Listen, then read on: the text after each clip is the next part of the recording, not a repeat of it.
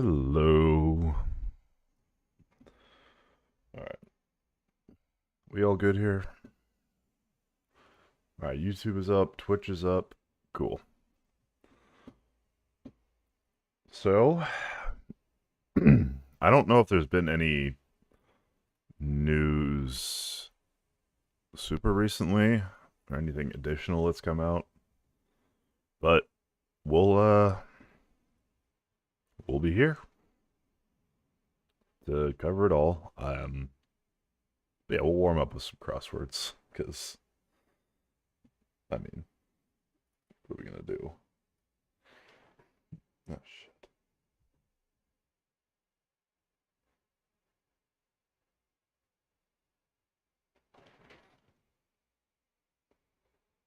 Should never have touched that. Fuck. But yeah. So, does anybody know of any news that's come out in connection with this? Because I don't think there's been anything new. I pre-watched a bit of this Trump video. It is genuinely one of the worst things I've ever seen, and it's really bad. It's really bad.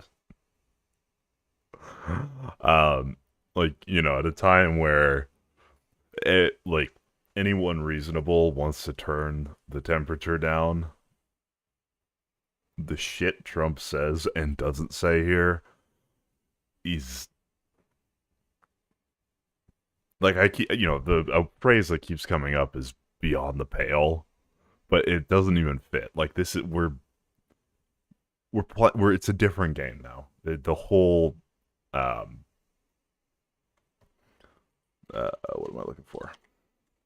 The whole thing is different. So let's warm up with the crossword, and then we'll go to that kind of thing. Because Christ, it's bad. It's really bad.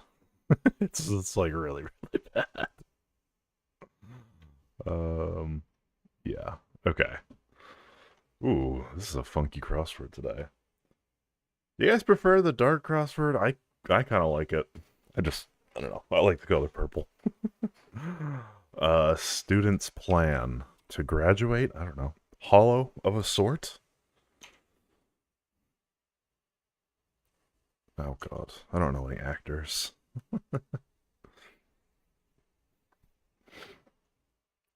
Found darling.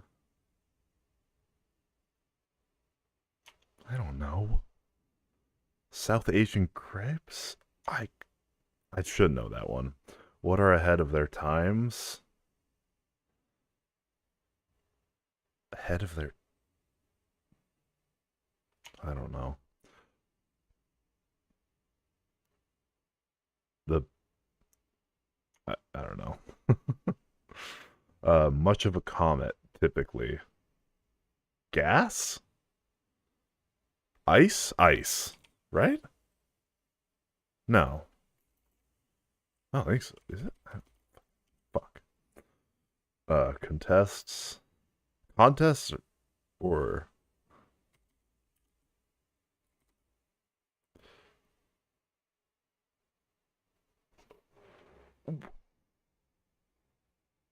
who the okay, there's some pun here that I'm just not getting at all. the 21st the 21st 728th page of 1989's 20 volume Oxford.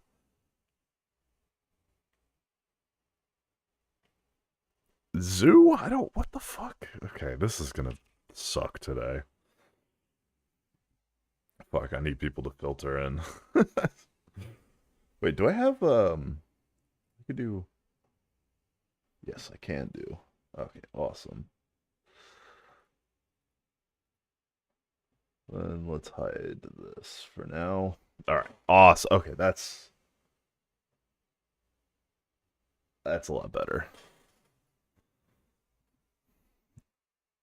At least for y'all.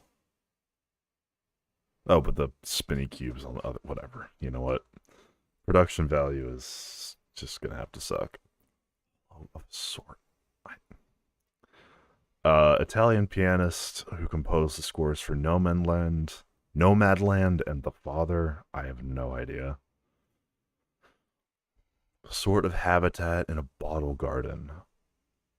Self-sustaining? No. Closed ecosystem?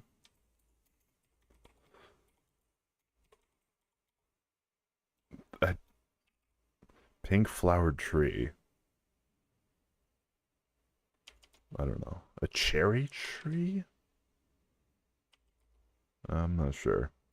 DNA compound whose it's deoxyribonucleic acid. DNA compound. I don't know. Vegetable also called this. Oh god. Much of Jupiter is gas. Okay. Okay, much of a comet could actually be ice.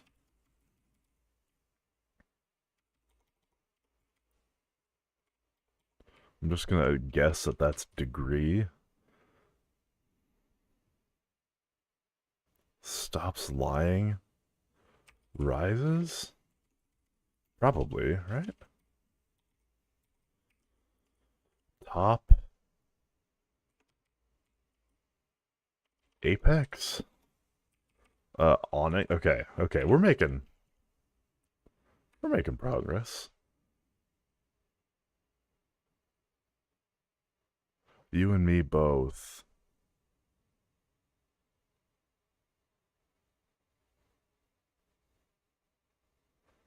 Two pod? The solution referred to. Oh my. Huh?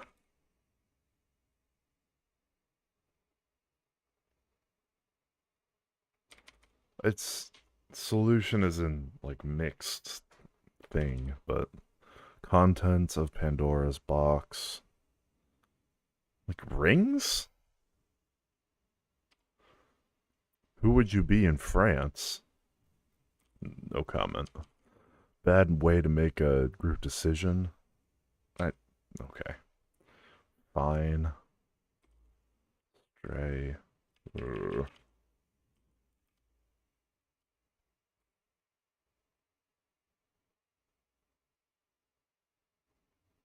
Student's plan.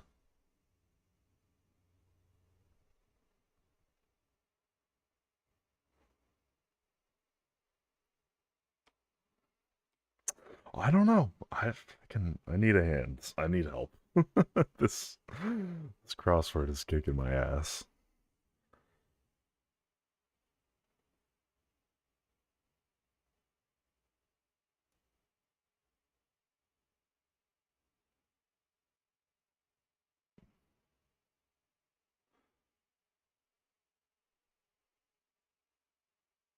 I don't know. Chat help. The solution referred to in Sherlock Holmes 7% solution.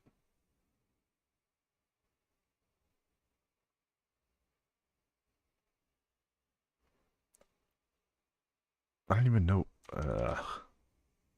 Point. Prefix with point.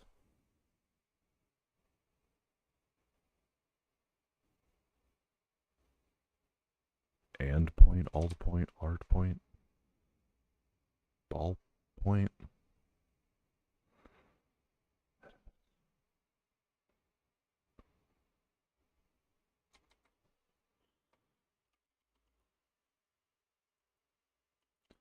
Gumbo. Oh my god.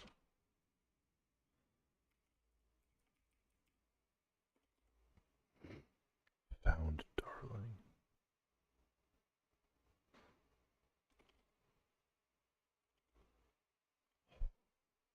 Sort.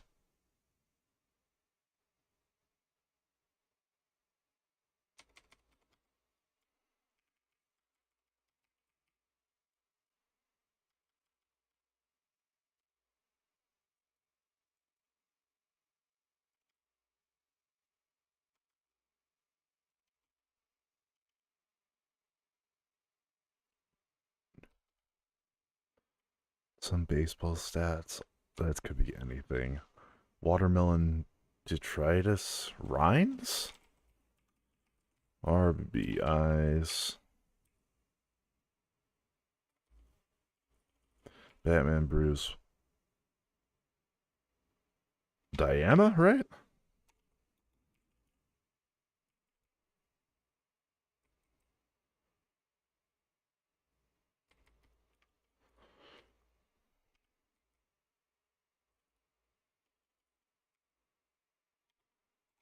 The range, driving range.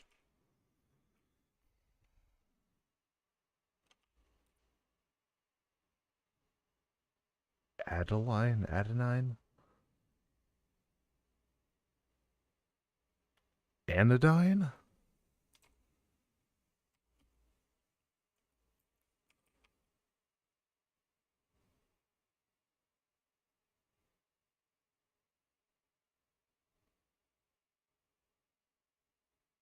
I don't know.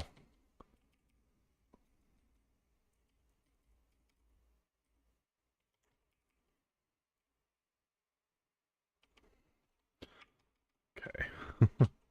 We're just.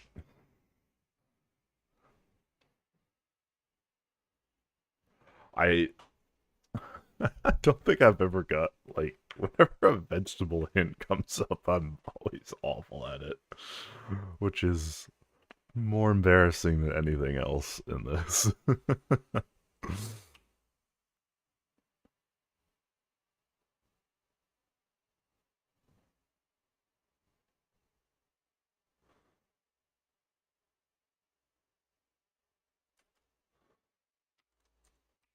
I don't know if anodyne is correct. Pink flowered tree.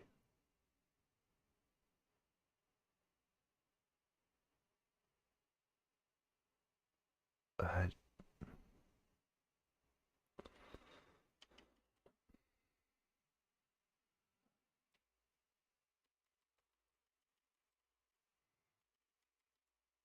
instant ramen.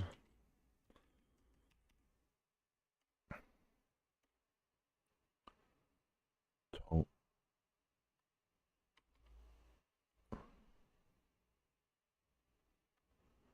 I don't know. Rounded it away.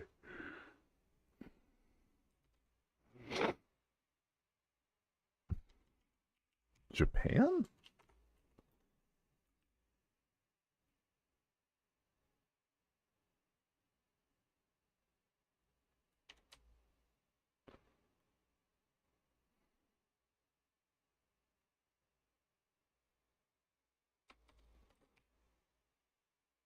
Salsas, dances? Maybe? Tilts? Oh, I should know that.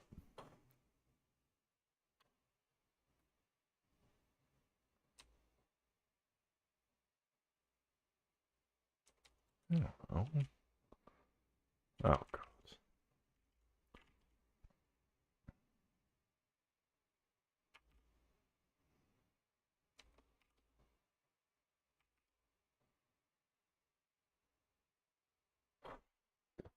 Man. I don't know.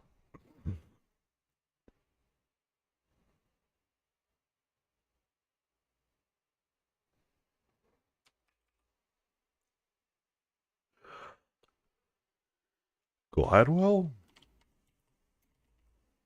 I don't know.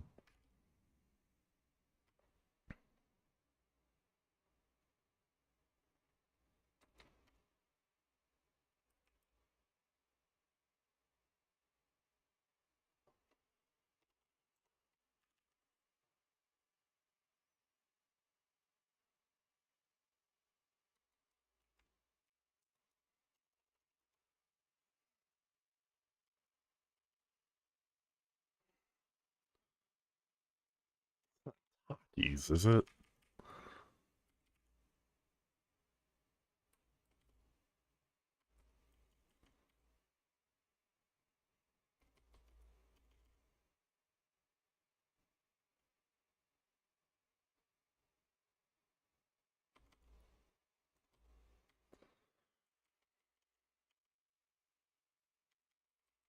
Network web pooped? Tuckered out? I don't know.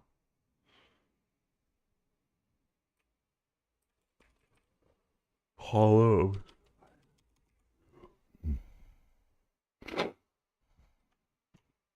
I'm so lost on this. Point. Because I would think this would be like ballpoint.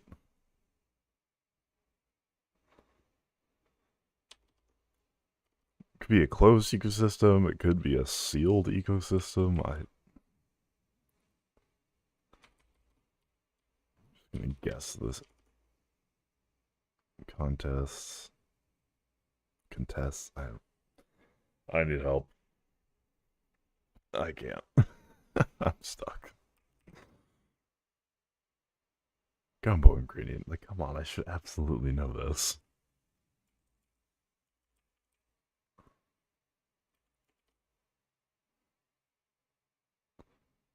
Found darling. Adored?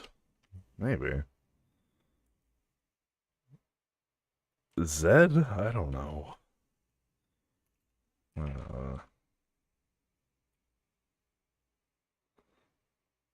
Vise, maybe?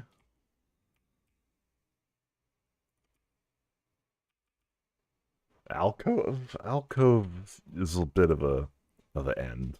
That's maybe. This actually was okay. I was okay.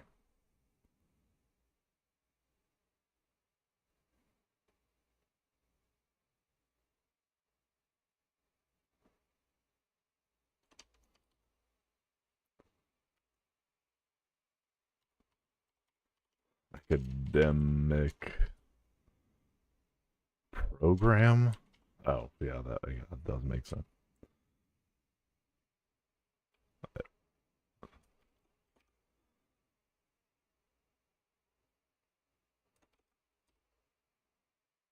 Eves. Oh, that would make sense.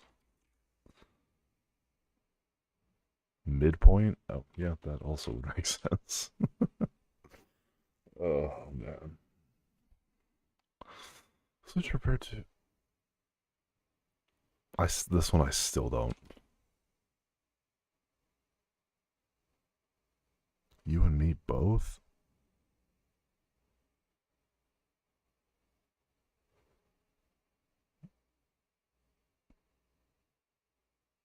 People. That's okay. That's didn't like that one.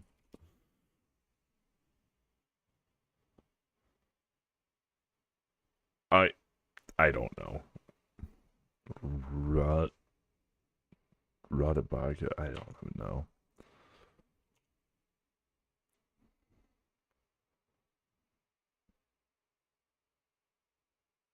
I don't know trees, man. Oh fuck. If I stay stuck, I might have to actually go on to the news, which I'm dreading because this video with Trump on Fox and Friends is so depressing. Like, it's one of the worst after tragedy things ever in the history of this country.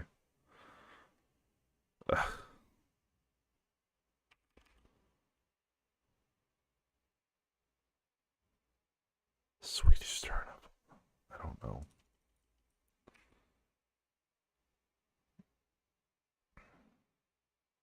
Coca Cola? No.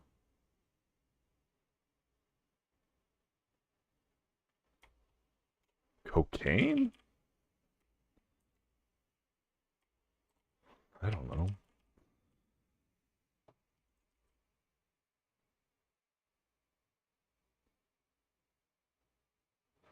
I don't know.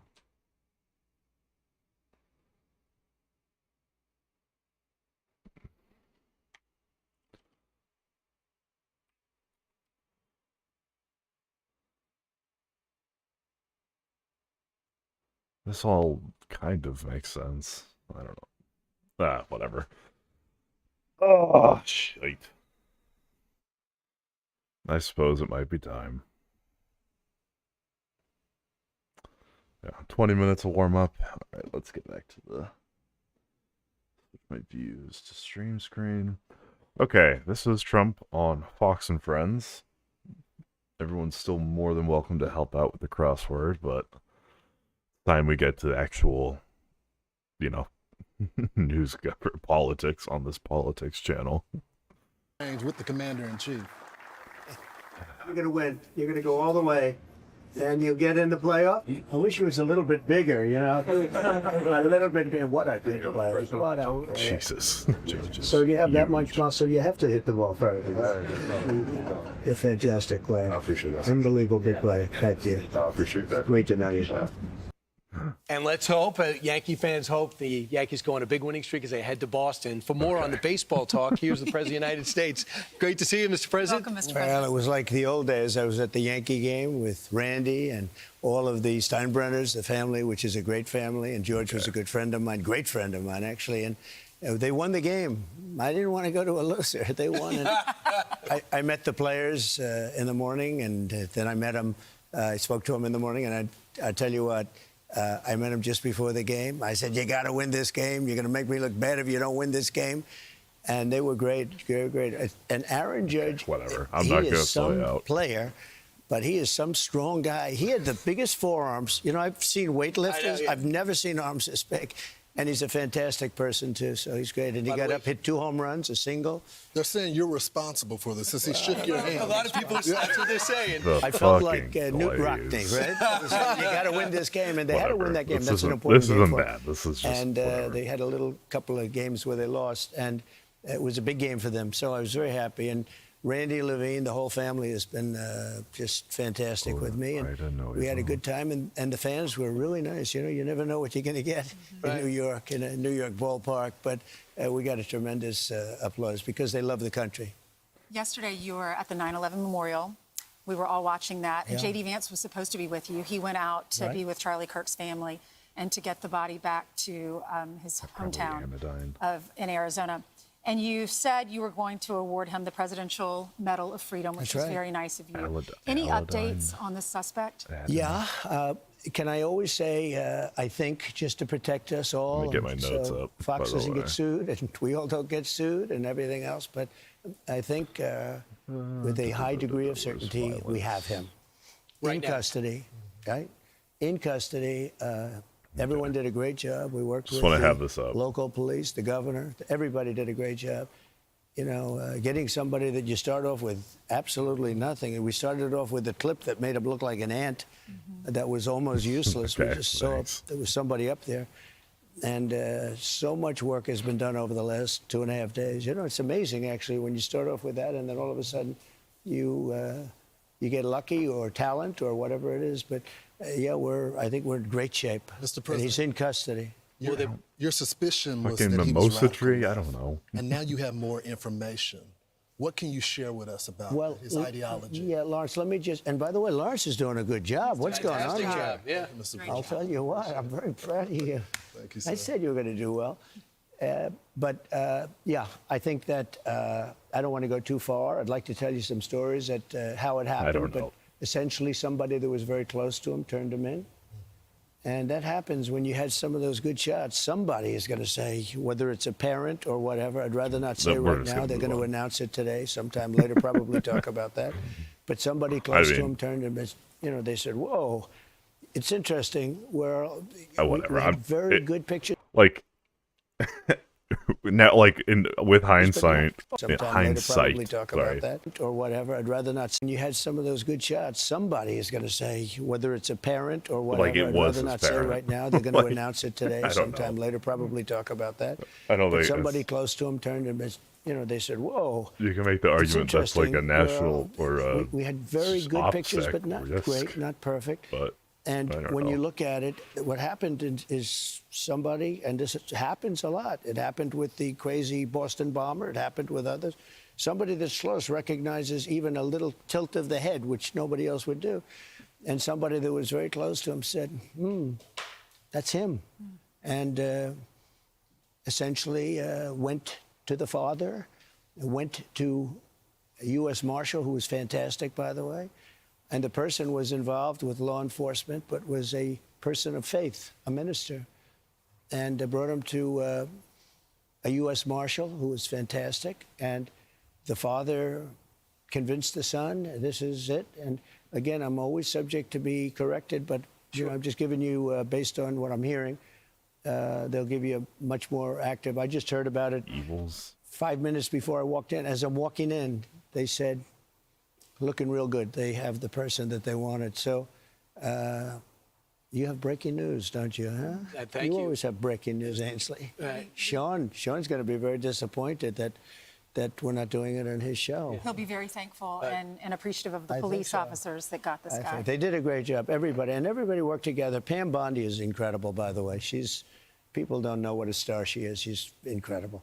And it all worked out. Could I ask you just some clarification? So a pastor was able to turn him in, or they got the family of the shooter to turn them in? Well, it was a minister, and the minister went to a minister who was involved with law enforcement, by the way. And his good friend is a top U.S. Marshal. And they took it from there. And then it was a father got involved, namely his father. Okay, so he said he wasn't going to said- leak, and then he leaked. Like, it's just, like, it's not like top 20 worst things about this interview. This doesn't even scratch that, but that's also not good. But whatever. We got to go in, and they, so I understand it. And again, subject to change, but you know, the facts are the facts. We have the person that we think is the person we're looking for. But they drove into the police headquarters, and he's there now. Did the father know about what the son had done? I don't know. I'm going to let you get all those questions later because I can't tell you how accurate. The bottom line is they have somebody that they think did it.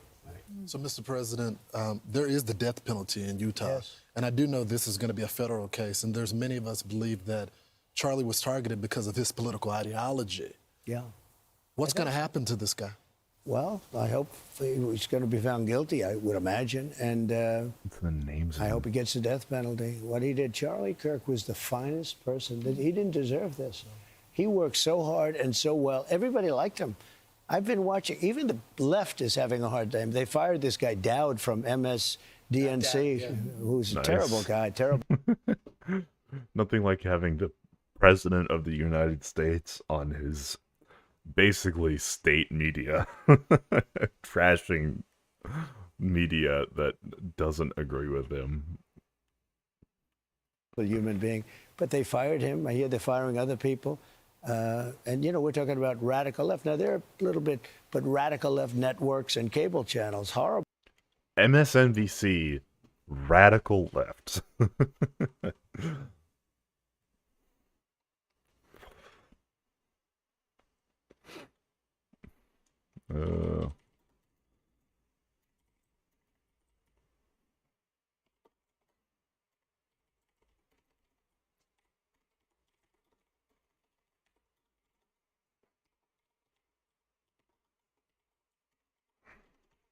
So, like, the point I'm trying to make, or I want to make here, is that when someone on the left says radical left, they mean, like, communists.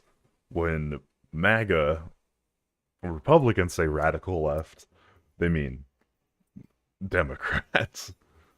So it's like, when they say we have to go after the radical left, that just means anyone to the left of them. Hell, they even put neocons in that category sometimes. Fired this guy Dowd from MSDNC, who's a terrible guy, terrible human being. But they fired him. I hear they're firing other people. And, you know, we're talking about radical left. Now, they're a little bit, but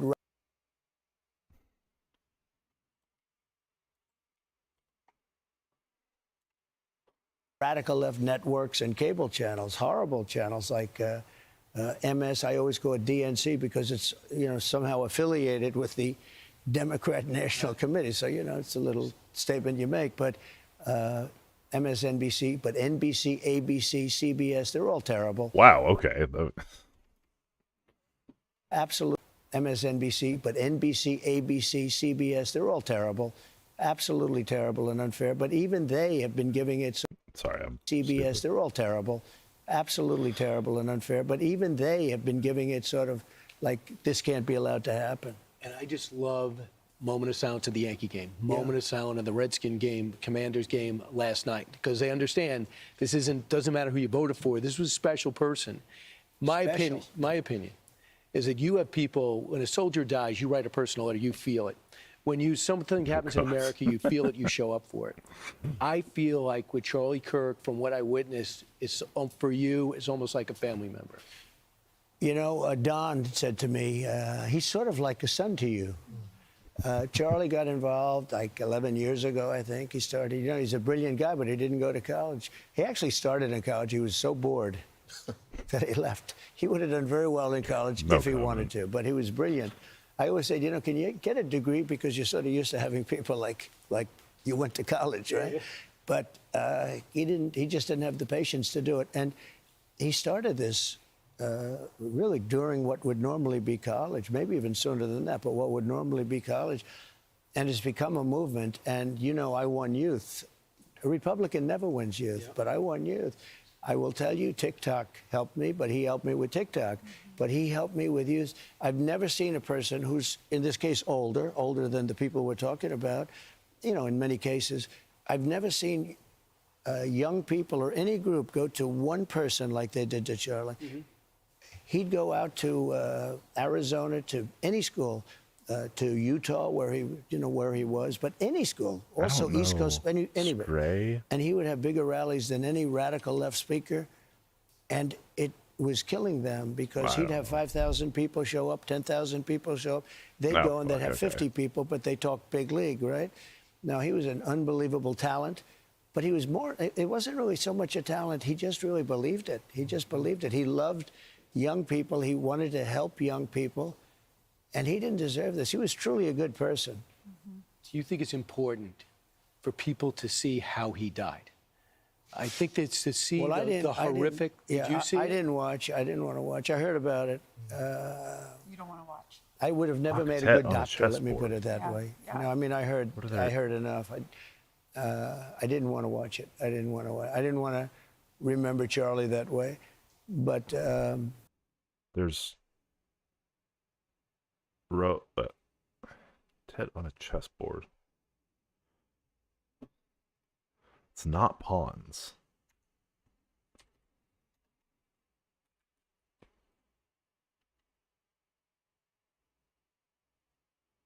Stray. Rogue. Okay.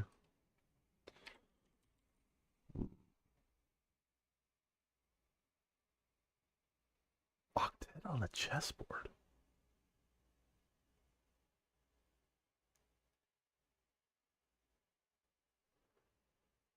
I mean, it's 8 by 8, right?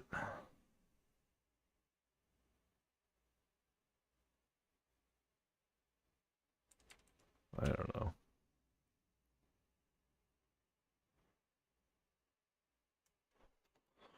I don't know. yeah, it's horrific is what I hear, just horrific. I hear that nobody can, I know friends that were there, and they told me, they said, what we witnessed, the physical emotion of being there, you know, or watching it on television. He was somebody that, I always said he was very talented, but, you know, when you love something so much, it's almost not even talent. It's that you do it well because you like it. It's a passion. And he had a passion for this. I spoke to his wife yesterday. She's like devastated. Of course. But in between the devastation, they want to keep Turning Point going. Because so many people called in to me with donations. They went, I don't know who, do we give donations to her? Do we give it to Turning Point? Do we give it to, you know, any one of the hundreds of colleges that he worked with or universities? And they want to keep Turning Point going. They think they can. Wait. People called in to me with donations. They went, I don't know who, do we give donations to her? Do we give it to Turning Point? Do we give it to, you know, any one of the hundreds of colleges that he worked with or universities? And they want to keep Turning Point going. They think they can do it. He had a very good staff, I noticed. You know, Charlie would call me up. I'm president of the United States. And I get a call like a day before. Sir, could you come to Arizona tomorrow? I said, Charlie, I'm president. I can't just come. He said, it's so important. Could you play? And I'd usually try and get there. He's the only one. 20,000. Yeah, he was such a great guy that he had to end this way. But you know, in many ways, he's bigger now because of what happened. He was really big, important, and I guess this doesn't help his family very much when I say this, but in terms of, you know, very, very important, getting that such a good word, such a solid word. You know, we have so many bad people, so many bad philosophies, ideologies, politics. His was basically just good. Family, he talked about family, he talked about get married, go get married. You know, sounds old-fashioned when you think about it, but he's right. He was just on. And it's a shame that that voice has been stopped. But I think from what I see, you know, I got to know a lot of his people. He had great people, and that includes his wife. She's very talented. He said she's the best writer he's ever seen. You know, she's a writer, among other things. So maybe they can really keep it going. So, Mr. President, was it a one-off? Was this guy that assassinated Charlie? It seems to be. He wasn't a part of a bigger network or anything that we know of? Well, you don't know. I mean, you don't know. I hear these people talking so badly about me and others. I'm a guy that just... Okay. He wasn't. So, Mr. President, was it a one-off? Was this guy that assassinated?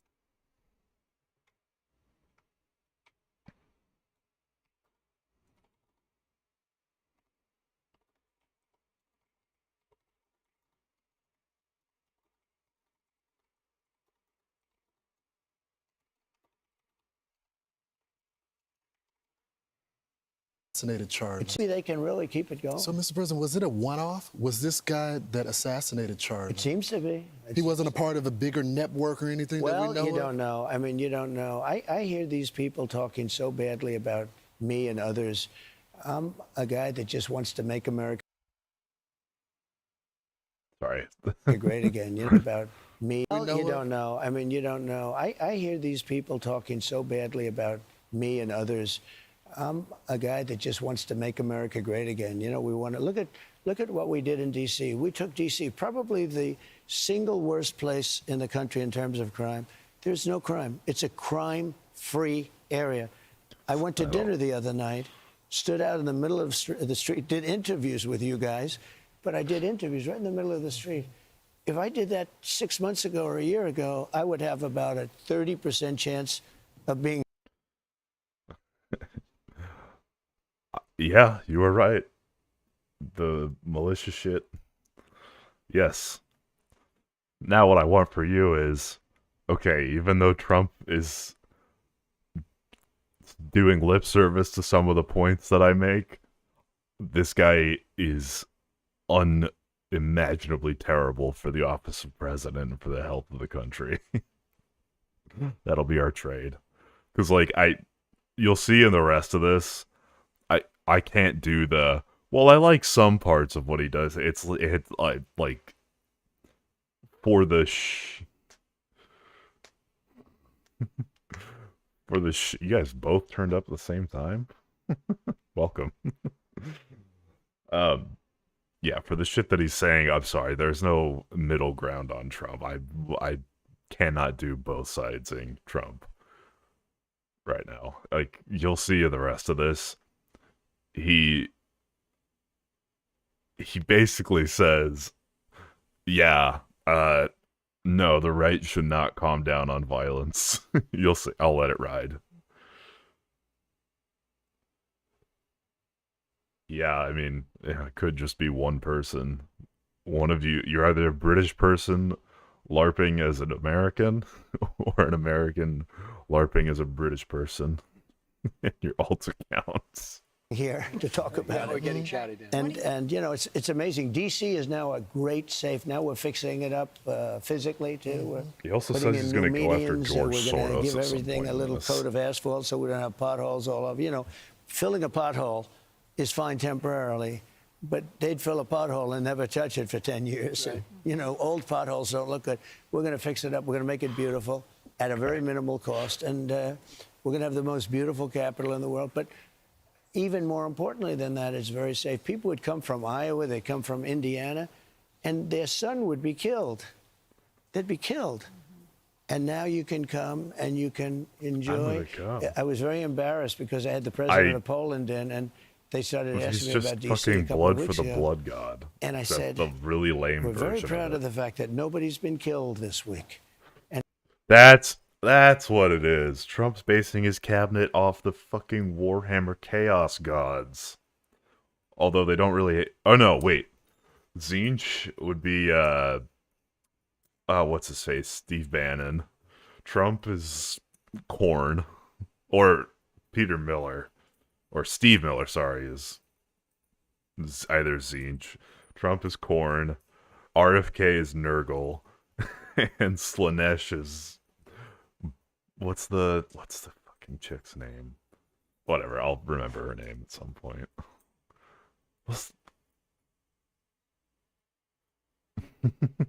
Yeah, I don't know about HOI for Chaos Mod, but yeah, I just like comparing RFK to Nurgle. I think that works pretty well. He looks at me like, head of Poland. He says, "Whoa, is that?" And he said, Yeah, "Well," no, and I'm telling the press, yeah. they're doing the little thing. Maybe in I'll the play Oval that on Office. Our stream. great You guys Oval can Office, see me our very struggle. upgraded Oval. And the press is asking me, "Well, what about that?" He said, "We haven't had old anybody Polish killed guy? in the last 3 Sorry, I'm weeks, a little and it's confused on been what- like 9 years since nobody's been killed. Every week, somebody's been killed for years, and we haven't had crime." And they said it's down 87%. I said, "What about the 13%? Why wouldn't it be? It's down 100%." So you'd be very proud of your capital. You can go there now, and by the way, business is booming. Wait, was this? Restaurants are What was the booming. interview where he was like, "Yeah, it's a crime-free city." They're not reporting that it's crime-free because you get a little argument at home. Some guy's getting in a fight with the wife, and they call that a crime. Was that this interview, or is that an older one? I feel like that's older. And this all took place within. We really did it in 12 Wait, days. are you thinking but now of- it's better. Each day it becomes even better. Mr. President, what do you say to the families that are watching, the moms, dads, that we've heard so much negative news with the lady Are you thinking being of this? killed on that was the train, terrible. right? I don't and know. then we have Charlie Old Polish guy in Warhammer. I'm tripping over that. Kirk. We had a school shooting the other day. And those are just 3 big events that happened. Well, okay, so the crime stats were reporting that they were reporting some kind of domestic altercation, and Trump downplayed it to make it seem like an argument. But I'm gonna go ahead and trust our police force and say that if they were reporting something as a crime, it was probably a guy hitting his wife or something. It's not a crime to yell at a family member. It's a crime to beat them.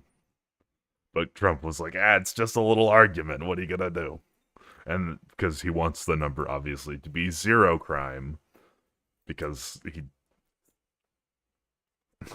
everything's binary for him. And in the last few days, or that we learned about, the girl was killed In the attempts on your life? Yes. Well, one thing I do say, look, that maniac has gone through trial right now with a fantastic judge. That was the judge that realized that deranged Jack Smith was deranged, okay? She's a phenomenal judge. I don't know her. Oh my God. I appointed her, but I don't know her at all in Florida. Well, that inspires And she's confidence. A really talented person, brilliant judge. And by coincidence, she got that case. And, he's like a wise guy, troublemaker, it seems. But we have to have, for like the person that killed the young girl, she was like a beautiful girl, 22, 23 years old. Right, because that's how you determine how much someone's life is worth. It's either, how do they help me get elected? Or how are they beautiful? And, when she got onto that train, she was... You could see that she just wanted to hide. Even before this happened, she almost like snuck on. She didn't want to make anything. She just wanted to be. She was afraid. Finished her job. No, she was afraid. But if you look at her before the way she sort of like just, she wanted also, to just... if you haven't seen that video, don't watch it. It is so depressing. She's looking at her phone like this. She felt very unsafe, okay? We can't have that. And then this maniac gets up from behind. That's another one I didn't want to watch. I didn't watch it. I knew what happened. Also, help me but with I the didn't want to crossword. watch it. And what he did to her was unbelievable. and then he walks through, the knife is dripping blood and everything else. One thing I say, we have to have quick trials. Yeah. I call it quick trial because in China, they do have quick trials. You know, they don't wait. Okay, 6 years. We already have the right to a speedy trial. Now, you could argue that we have a shortage of judges and things progress too slowly. So from anyone else, you could see an argument to, increasing the spending on our judicial system to make, the system work faster. For Trump saying, well, in China they have quick trials. I want to do quick trials. That doesn't feel good to hear. The knife is dripping blood and everything else. One thing I say, we have to have quick trials. Yeah. I call it quick trial because in China, they do have quick trials. You know, they don't wait 6 years and you claim start all off sorts guilty and of you end up reason. guilty in China. Oh, it's terrible. What happens here is you go through 7, 8 years, and by the time it ends, and then they say, well, he had a reason to do it because he wasn't treated right in grade school, and it's his teacher's fault, and it's the government's fault. That guy they should have a trial the following day, as far as. But do you know that they said? I mean, when you have somebody on tape, here's a guy on tape getting ready to, and then he did his. Okay. I cannot imagine that there's a steel man for this. Right? Like, our judicial system works slowly, but it's pretty fair. Like, no matter what, you have the right to a lawyer and to an attorney. You have a right to a trial. Like, even if the evidence is clear, you still have the right to a trial. And you can't have the executive branch saying, well, these guys get a trial, these guys don't get a trial. That's terrible. I didn't pick up on this when I watched clips of this interview, but that is really bad. Right? Am I tripping? The whole thing is on tape. This should not be going on. This trial will go on. It'll start in 2, 3, 4 years. We have to have, in certain places that do it differently, they have what's called quick trial. You have a fast trial, a fast verdict. Right. Now, if he's guilty, we're going to have to keep him, feed him, take care of him for, let's say. That's what I'm saying. I'm like, look, I can understand rhetoric of hey, we should bolster domestic manufacturing. We should have stronger law enforcement capabilities. Good, fine. Not under this guy, though. I don't want his hands anywhere near those powers. Heinrich Himmler. Sounds like someone would be in Hitler's cabinet.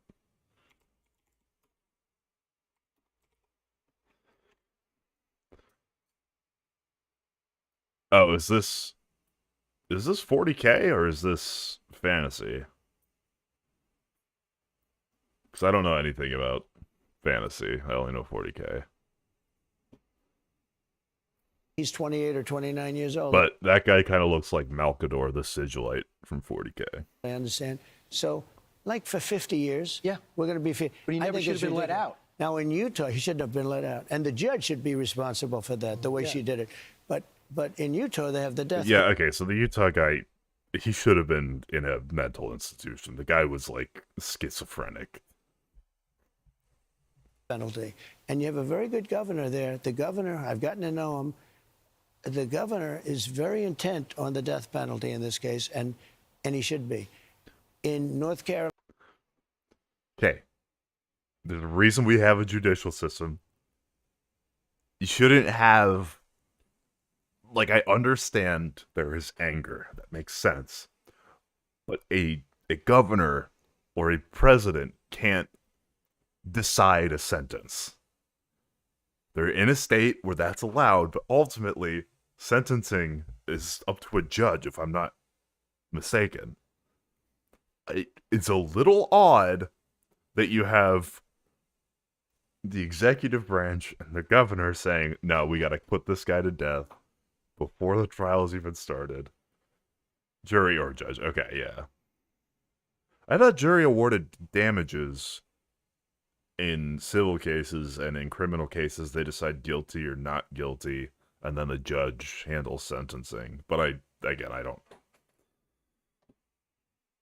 Yeah, I don't know. Where's my mouse?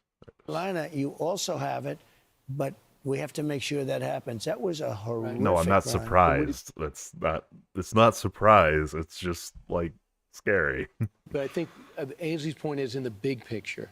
What do you say to people who are saying they see the assassination attempts? Okay. Everyone, stop what you're typing. Just pay attention to this next segment. Point is in the big picture. What do you say to people who are saying they see the assassination attempts in your life? They see the Minnesota lawmakers. They see what happened. They see what happened to Charlie, and they're saying, what's going on with the political process? Now, instead of trying to get votes, you're trying to survive.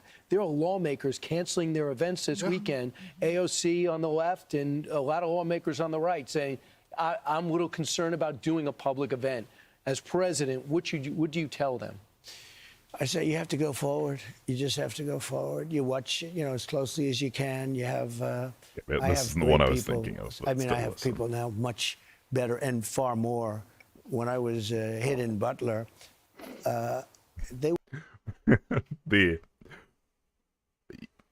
people across the aisle and are scared of everything that's going on. What do you say to them? He says, "Yeah, just keep doing what you're doing. Also, I have way more security now. Fuck the rest of you guys, though. Also, Kamala Harris, see ya. You're secret. Are you drinking raw sewage? Yep. It's pure sludge. No, it's coffee. When it was Biden. No, I actually drink raw sewage so I can get vaccinated against listening to him speak. But they wouldn't approve. We had 55,000 people. We had, we get these tremendous crowds, and I'd have far fewer people than Biden who'd go out. He had many more Secret Service people than me, and he'd have like 8 people show up, but I have 55 or 60,000 people show up. Butler's a great example of that. And we have great people right now. We had a thing happen that's very big. People don't even talk about it. We won a lot of great decisions. The Supreme Court, I give them a lot of credit. We have a decision on merit. In other words, this country is now a country of merit. How do we end up going to You don't have to be a woman DEI or a man stuff. or a this or a that. Give me the best person. You don't have to be white or black or Asian or whatever it is. It's all based on merit now. And I wasn't sure if anybody would have the courage to make that. Only Trump could spin a question of the Secret Service into fucking DEI. Like, what the fuck? Decision. That was a big, big decision. When you go down to Washington and you see these people, they happen to be strong soldiers. They're big and strong. They don't mind fighting, as opposed to somebody that really isn't equipped to do that weighs perhaps 100 pounds. And has a third nationality or sexuality. They be him. Correct. You can say it. I'd Like, what is this? What is my fucking country? 100 pounds. And has a third nationality or sexuality. They be him. Correct. You can say it. I'd rather not say it. I want to see some. But it's based on merit. You hire people now based on merit. That's the way the country got great. And I give so much credit to the Supreme Court for that. So with some of these people, though, we're going to have to do, the politicians are one thing, and we can talk about that, but we have to have trials that go quickly. Okay. We can't have a trial like this guy. We can't have a trial that's going to start in 3.5 years from now. But he's only one. That was political violence. Well, okay, so they're talking. Well, he's saying Trump wants a summary fucking execution. Like, I feel like if Trump had it his way, the guy would already be dead. Like, I thought there was a non-zero chance that he got executed, like, yesterday or last night. Yeah, I don't like this notion of quick trials. Like, if it was like, we need faster trials and a more robust justice system, fine. Please. That'd be wonderful. But we need people executed the next day is not what we want. Yeah, wait, did he? I thought he... I can't remember. Okay, I'll... The Democrats don't want the National Guard there because they say they belong in war zones. But our cities, Chicago, I thought it was 6 Slong, people but shot it's over the something weekend, else. killed.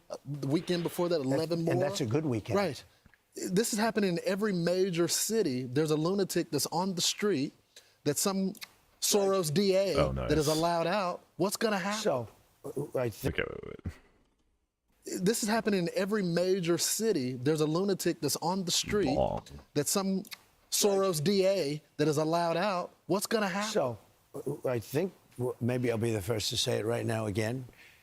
We're going to Memphis. Memphis is That's the next city. deeply troubled. Yeah, you can't be also. You should not be sending fucking the military to cities. Trump administration rejects Congress vote on Armenian genocide. Oh, wonderful. Well, that's nice of him. Man, dude, I hope that at the conclusion of the Russia-Ukraine conflict, Putin is ousted and Russia becomes a less adversarial state so that we don't need to be, like, capitulate to Turkey's bullshit. Like, we need them friendly just because of their strategic location right now, but man, that's a lot of hard fucking pills to swallow. God, it just makes things tough. And the mayor is happy. He's a Democrat mayor. The mayor is happy. And the governor, Tennessee, the governor is happy. Deeply troubled. We're going to fix that just like we did Washington. I would have Maybe. preferred going to Chicago. I had a man in the head of a big railroad. They're doing a merger, and he wanted to come see me and all that stuff. And I asked him, because, you know, it's one of the largest train companies, maybe the largest, so you can figure out who it is. Okay, Union Pacific. And he was in my office, and he started off 45 years ago with the railroad. It's such a great story. Sir, I'm a railroader. That's the kind of guy that should ride it, you know, as opposed to a Wall Street guy that destroys the railroad, but he's good financially, right? And he was a very impressive guy. And I said, so what do you think? Where should we go next as a city? Because we're going to go 1, 2, 3, and then we'll do a few at a time. But we're... What the fuck? Yeah, we're doing them one at a time right now, but then we're gonna go to all of them. Every city's getting the National Guard. Oh my god. Like, no, the army is not supposed to be used like this. It's not, you don't join the army to go invade your own cities. Like, if there's an attack, you can defend them against an outsider. But if you want to defend your city, join the police. Well, okay, what I mean is, like, it's not meant to be a police force. It's meant to be used in special occasions when there's, like, okay, yes, I've read this. It's meant to be used, like, very sparingly. Like, against citizens, not as much. It's more of a defensive thing.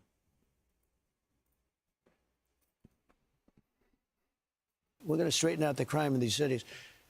He said, sir, Memphis would be good because he's on the board of FedEx. He said, when I walk one block to my hotel, they won't allow me to do it. They put me in an armored vehicle with bulletproof glass to take me 1 block. He said, it's so terrible. I said, let me ask you Well, you're the fucking president. That's what they do. a question. So we're going to Memphis. I'm just announcing that now, and we'll straighten that National out. Guard. The National Guard and anybody else we need. And Yeah. Okay, so if the situation has risen to the point of, like, insurrection, where the rule of law cannot be enforced, then, and only then, can they be used like that. Not if crime rates are too high. It's if the governor or the city is like, I cannot handle this, please fucking help. The only time the federal government can do that without approval is if there's an insurrection. Okay, but the marshals can handle it. The police force can handle things. They just have... they've been a little more lackadaisical. You can increase police force, like, presence and membership and incentivizations. That's not how you say that at all. Incentives, whatever. without touching the National Guard. The National Guard's like, we've lost control. We cannot enforce the law right now. By the way, we'll bring in the military too if we need it, but National Guard. But Memphis is, look, it's a great music city. It's, home of Elvis and everything else. But I said to him, like, sending federalized National Guard troops into a city that doesn't want them there, that is wholly, like, beyond what they're supposed to be used for. Like, and when there's not, like, an insurrection or anything like that. Where else should we go? Where would you say? He said, sir, please do me a favor. St. Louis has been so badly hit. It's very hard, very, very hard. He said, don't lose Chicago. You're going to lose Chicago, sir. It's a great city. You're going to lose Chicago. And then we have this Slav Pritzker on television every day. All he does is hit Trump. I said, does he realize last weekend he had 11 people killed and 28 wounded? It doesn't bother. Right, but judicial proceedings are fine. That hasn't been eroded. Like, the way you actually do this is increasing police funding and incentivize people to join the police and have a larger presence. That's fine. That's wholly within what can, and in my opinion, should be done. But, like,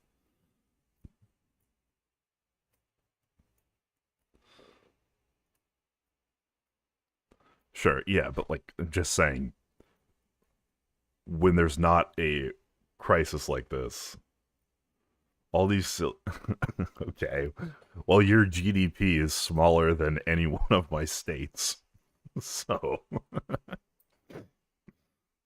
He says he's got the situation handled. And he keeps saying, we have no crime problem. The week before, he had a week where he had so your 72 country's just people injured. What's your point? And like 11 died. But if he does 5, like you just said 5, that's a good week. Every weekend, they're losing many people.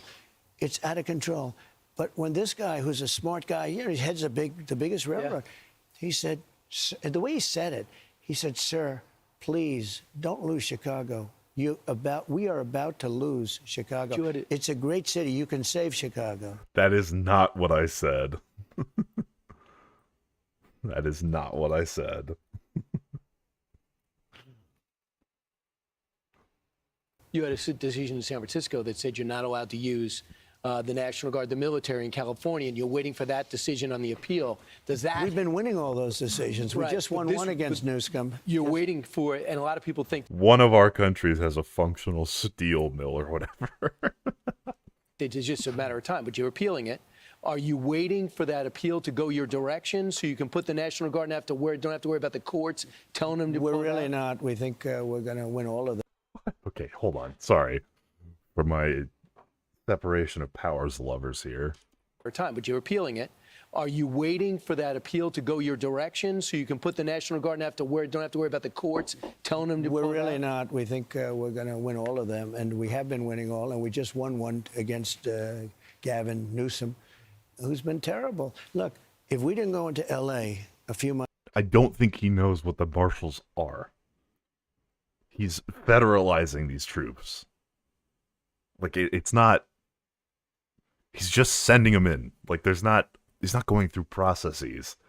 That's why he's fighting it in the courts after he's already done it.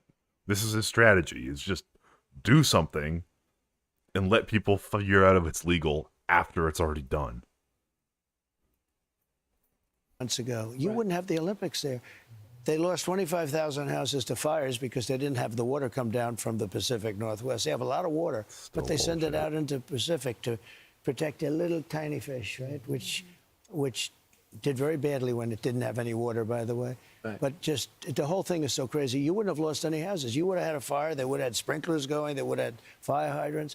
But they lost 25,000 houses. Now they want to build low-income housing where many of those houses were. I don't know if you heard this. Yeah. This came in last week. Nobody's got their permits. The federal government, Lee Zeldin's incredible. He got, and they're much tougher permits. Everybody's permitted in California, in Los Angeles.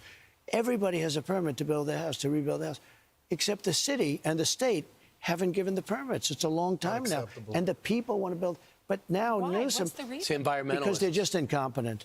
No, but it's None really of them they're know. incompetent. They I do now. Granted, I don't know, but there's 5 different answers here, and they're all they're different answers. Some of them could maybe have parts of the truth to them. None of them know. could avoid the virus. My environmental is much tougher than his. Everybody had it within 30 days.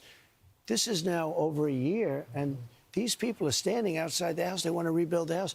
But in my opinion, even worse, they now want to take a large section and they want to build low-income housing there in a very high. Oh my God, California wants to help its housing crisis? Oh God, how dare they?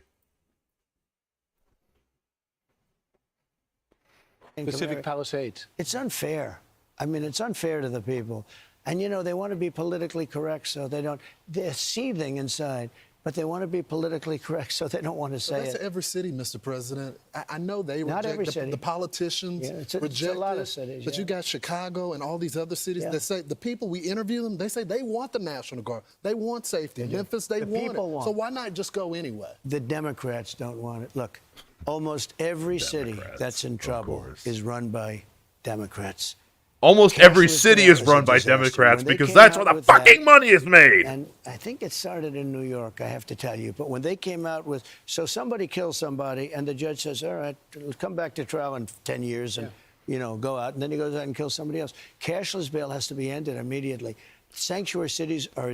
Okay, cashless bail is a good thing. A judge doesn't just let everyone out of prison or jail because of cashless bail. They still have to decide whether or not this person is safe to let out and reasonably expected to come back for their court date. It's not just like everyone's coming out. Okay, you can't like kill someone and the judge is like, you can come out. Cashless bail. Go out back for free. There's still a decision that has to be made. Like, Christ. Disaster. But it's a Democrat. There are a couple of bad Republicans places, and we'll fix them up. By the way, the Republicans want me to come in there so badly. Louisiana, New Orleans. But well, the governor of Louisiana, that's the other thing we could fix up. Orleans. I could fix that up in a week and a half. New Orleans is really in bad shape, and the governor wants us to go in. We'll do that too. But Chicago's a major city, and when that person told me, smart guy, sir, please, he was almost like, you know, as somebody that loves the country, and he knows every city. Who would have thought that people who always talk about wanting to be left alone don't govern dense populated areas? What do you mean by that? Also, the Republican Party has moved so far from we want to be left alone. It's, we want to decrease taxes by maybe 2% in a couple tax brackets. But also, we have to ban trans surgeries. We have to ban this, ban books now. That's not leaving people alone. The libertarian movement is dead. I'm sorry. You have Rand Paul. That's it. There is no leaving people alone anymore. The railroad stops in all these cities. He knows the good, the bad. He said, sir, some are too far gone. He said, don't lose Chicago, sir. You're about to lose Chicago. He means lose it permanently. That's what's going to happen. I can fix Chicago, much bigger than D.C., but we can bring in the military. Okay, sorry. I flipped a coin on what direction. Yeah, no. Well, okay. When there's more people, when there's more income being made, people move to a place. When there's more income, a place gets more wealthy, it gets more educated. And more education means more blue votes. That's why these fucks hate education. Oh my God. My Chungus country, man.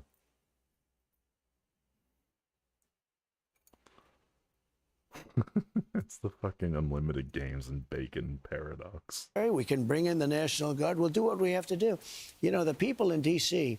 are so happy. They bring coffee to the National Guard. Mr. President, now the 30 days is up. And does everything, is there any... Well, the mayor's asked us to stay. Well, how do you... So we have a Democrat mayor who's asked us to stay.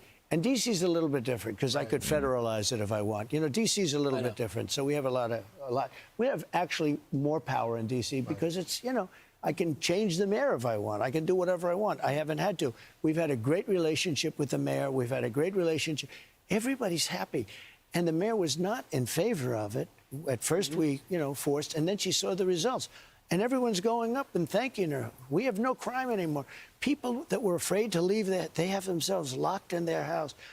And by the way, they have guns to protect themselves. If they didn't have guns, you know, the bad guys know that Mrs. Jones, who's 85 years old, is sitting in a chair with a gun in her hand, and they leave her alone, okay? If she didn't have a gun, they wouldn't leave her alone. But D.C. is a great example. The mayor is a very liberal person, was not in favor of this. And now all of a sudden she's being praised by the people in the community. Everybody wants, who doesn't want it to happen? Like in Chicago, if you took a poll, do you want to have no crime or do you want to walk outside and get mugged? Or Man, what a poll. You have two options, no crime or walk outside and get mugged. That's... I know, I'm fighting fucking ghosts here, but like... Oh my god. Oh, that'll be a fun one to have going across the news banner at the bottom. Killed. I mean, they're losing 6, 7, 8, 9 people every week.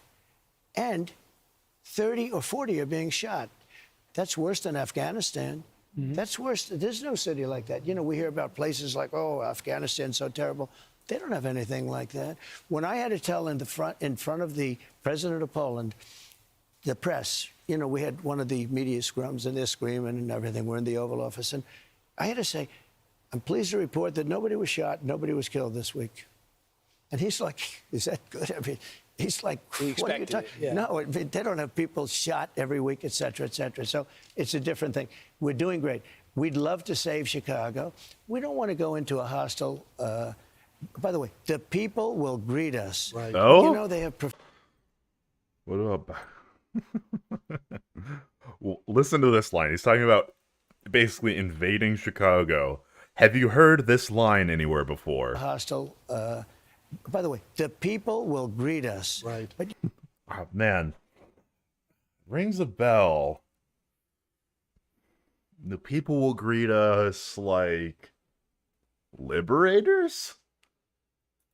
Does that ring a bell for anybody? Like, come on. And I like, too, how, like, people that use the, well, we don't want to get involved because everything is Iraq, for, like, not supporting Ukraine, can listen to the person they support say, yeah, they'll greet us like liberators in Chicago, and say, yep, this is base, this is epic. Those liberal cities won't know what's hitting them. Like,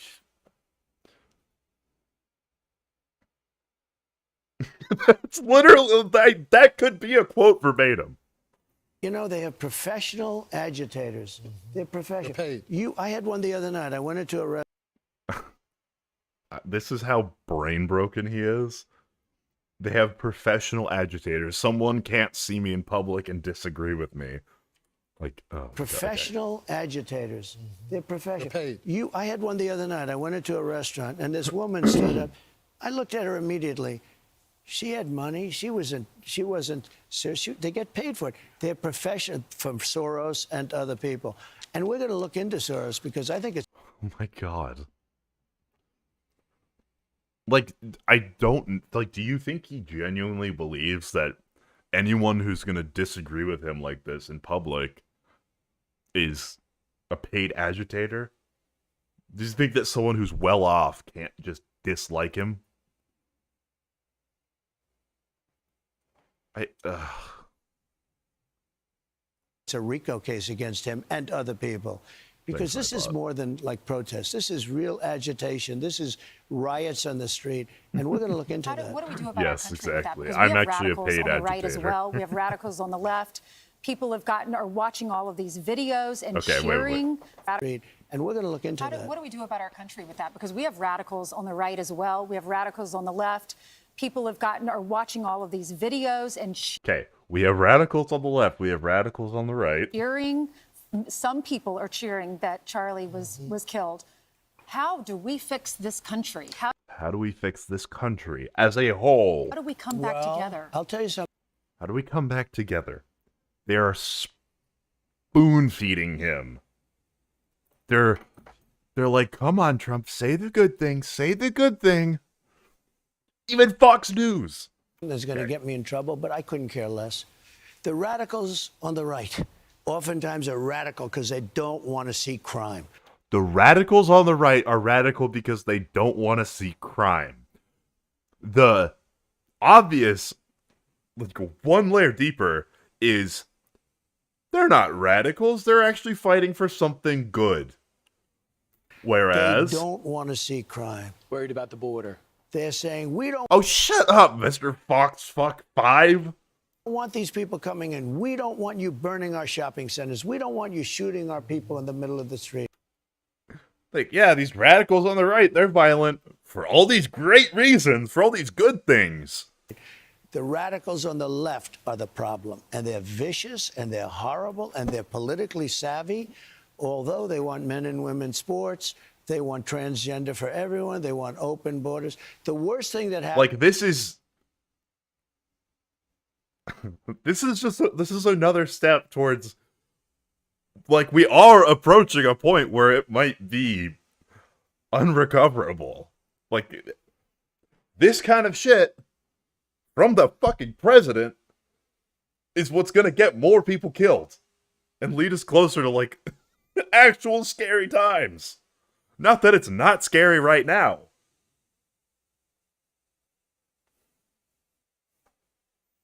happened to this country, because I've already solved inflation. Costs are down. Look at energy costs. You're going to have $2 gasoline because I've transgender for everyone. Okay, so he's like, yeah, Civil War's base, also inflation. They want open borders. The worst thing that happened to this country, because I've already solved inflation, costs are down. Look at energy costs. You're going to have $2 gasoline pretty soon.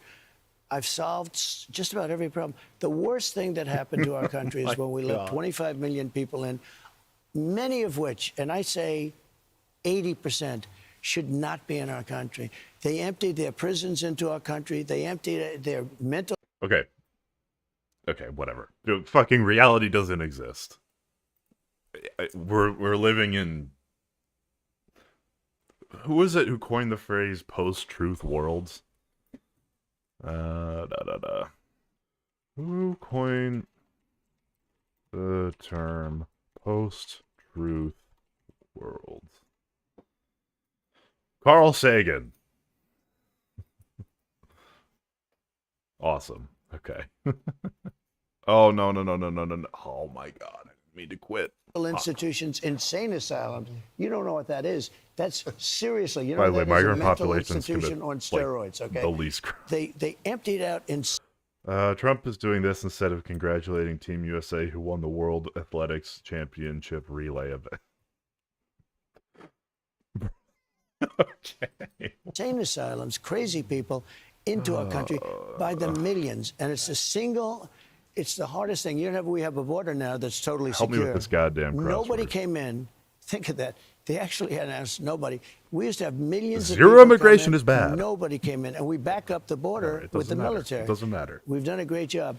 But the worst thing that happened to our country is to allow millions of people in from jails, mental institutions, drug dealers. Zero substantiation. They threw them all into our country. For that. And these stupid people, and some of them are stupid in terms of common sense, but they're brilliant in other ways.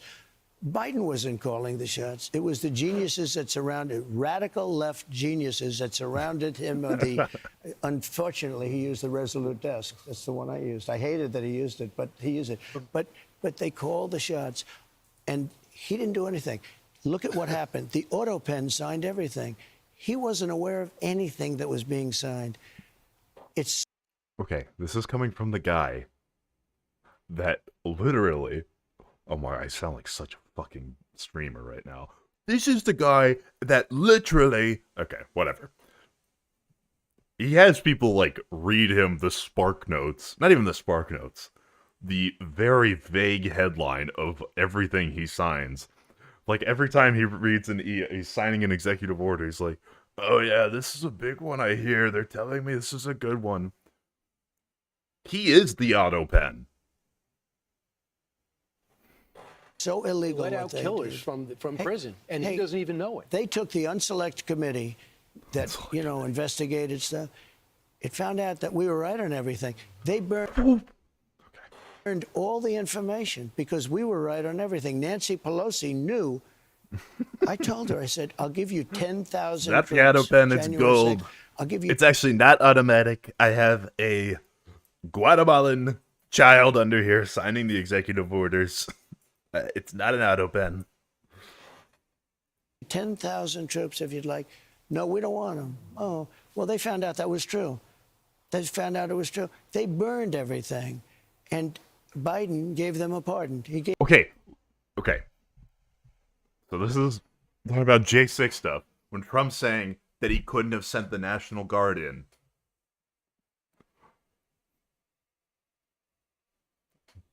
How segmented does your reality have to be? So now he can send the National Guard into D.C. unilaterally without going through any procedures. But on January 6th, when the conditions were actually fucking met, he had no power. Nancy Pelosi, for some reason, was able to stop him.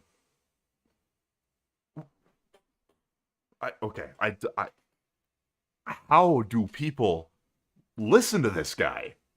How do people make justifications for him? Like, what? The country's cooked, man. Gave these people in the committee, Congress people, he gave them a pardon. And it's so what they did, what he did to this country will live in infamy. So, Mr. What he did is. Okay, but bingo's no fun if you win every time. There has to be some suspense. And I say, Lawrence, I say what he and his people, because he was up sleeping most of the time, he should not have been president. But Mr. President, I remember we talked to you the next day after they tried to assassinate you, the first time. And it changed you. And you talked about your faith and how the American people, they're shaken this morning over Charlie Kirk, the school shootings that are happening. What do you say to those people that are hurting this morning? Well, I tell politicians, and I have a lot of friends that are Democrats. You know, there are some normal Democrats, too, not too many. But I have some friends, and I've Name been one. Democrats, everything else. They're equally concerned also. Yeah. You know, it's them, too. They don't want to go out in a public space and start. And I say something pretty simple. Start. You got to do it. You got to protect as much, but you got to do it. I have the advantage of having hundreds of guys around me. You know, I say something. Are we hearing this same thing? Listen, Oh, thank you for the follow. Appreciate that.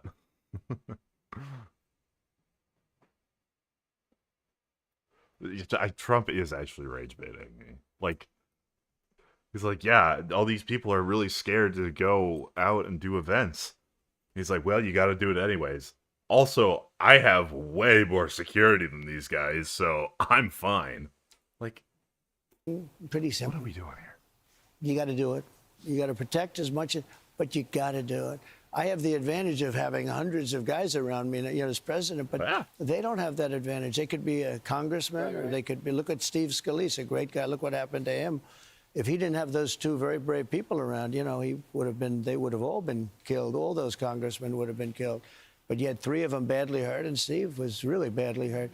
I really say, I'm a little bit of a fatalist, I guess. I say, got to do your thing. Or get out of the business and go into something else. This is right after he took away business. Kamala Harris' And Secret Service frankly, it always has been. It always has been. My job is very dangerous. If you would have told me this, maybe I wouldn't have done it, Brian. If Brian would have called me up, do you know, it's interesting. It's you look at the stats on presidents, it's the most dangerous career you can have. Right. Kennedy. Wow, that's a long title. I'm a centrist liberal. Not centrist. I'm a moderate Democrat. That's, I think. I'm a third Western Australia. Awesome. We got more. I think we might officially have more international people here than we do Americans, even though I pretty much do a lot more American politics than anything. Don't love labels. Say leftist, Marxist, socialist, agnostic, absurdist, Sorry, I almost had a fucking stroke. Look, my thing is, you could be, there's tenets in politics, right? Someone could be socialist, but if they vote for the Democratic Party, fine. That we can hash it out in the primaries, but when it comes time for the general election, if you're voting for the Democrats, good. Thank you. You're welcome. You're invited to the debates.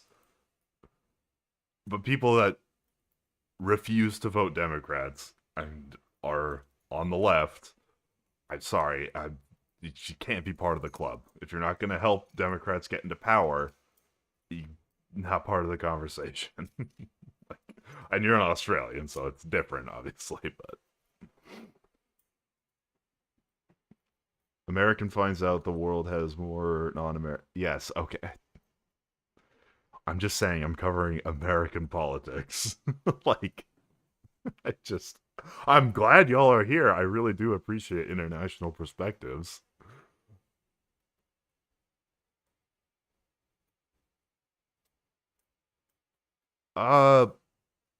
Yeah, I'd say Reddit is typically left. YouTube comments, pretty right. Yeah, I think you're right on that. Lincoln, McKinley, you can go down the list. But I chose to do it. I love doing it because we're going to make America great again. It's happening. So look at the stock market.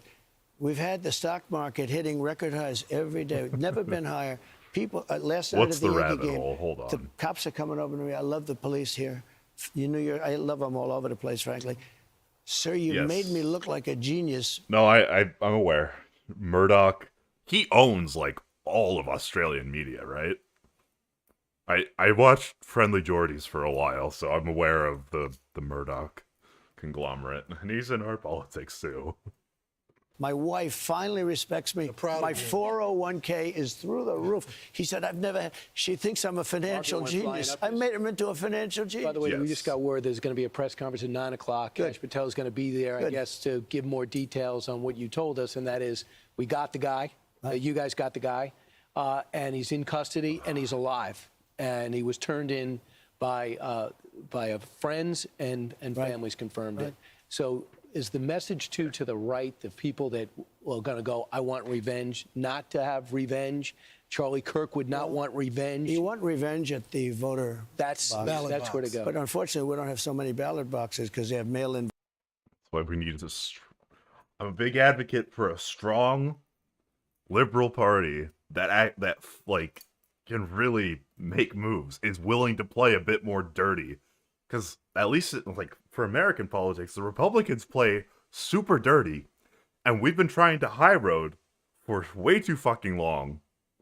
But, like, it's time to start to play the game, the nastier version of politics, like the Republicans have been doing since, like, Obama, or even before that. Not violent, just play the game of politics and stop trying to high road. It doesn't work. In the current political environment, high roading doesn't work. We can't have softball Democrats like Schumer. We need people that are willing to stick their neck out and do some maneuvering and shit. Yeah. But also, listen, sorry.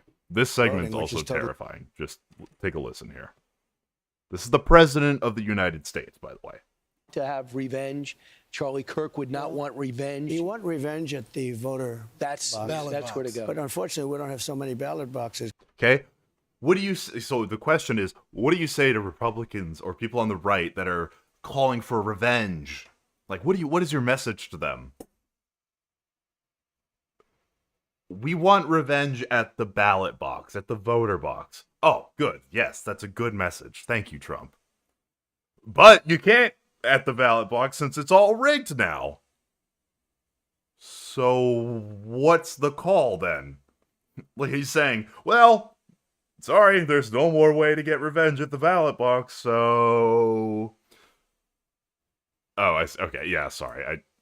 I haven't kept up with, because I know the labels change a lot as far as different countries, but for when I say liberal, I just mean like Democrat US that stands for liberal values of freedom, of free speech, of functioning institutions, etc., etc. Because they have mail at the voter That's box. that's where to go. But unfortunately, we don't have so many ballot boxes because they have mail-in voting, which is totally rigged. You know, there are a lot of problems. I like ballot boxes where you can. They do mail-in voting all over the place, which is rigged. Anytime Jimmy Carter, they had a commission. Again, he said saying anytime you there's have no way to mail-in get voting, revenge at the ballot box it's a anymore. crooked election, okay? And they got to stop. But I say, so I can't really say at the ballot box because in some cases, like California, doesn't have ballot boxes. They send out 38 million ballots. Nobody knows where the hell they're going. Then they come back. Democrats get more than Republicans. Right. It's so unfair. This is the will you condemn the Proud Boys? Stand back and stand by. This is worse than that.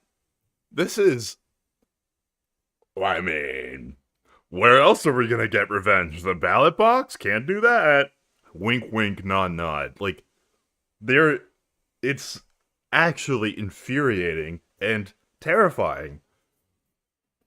Like, what his base hears is we have no other form of recourse other than violence. Like, I don't know. If I was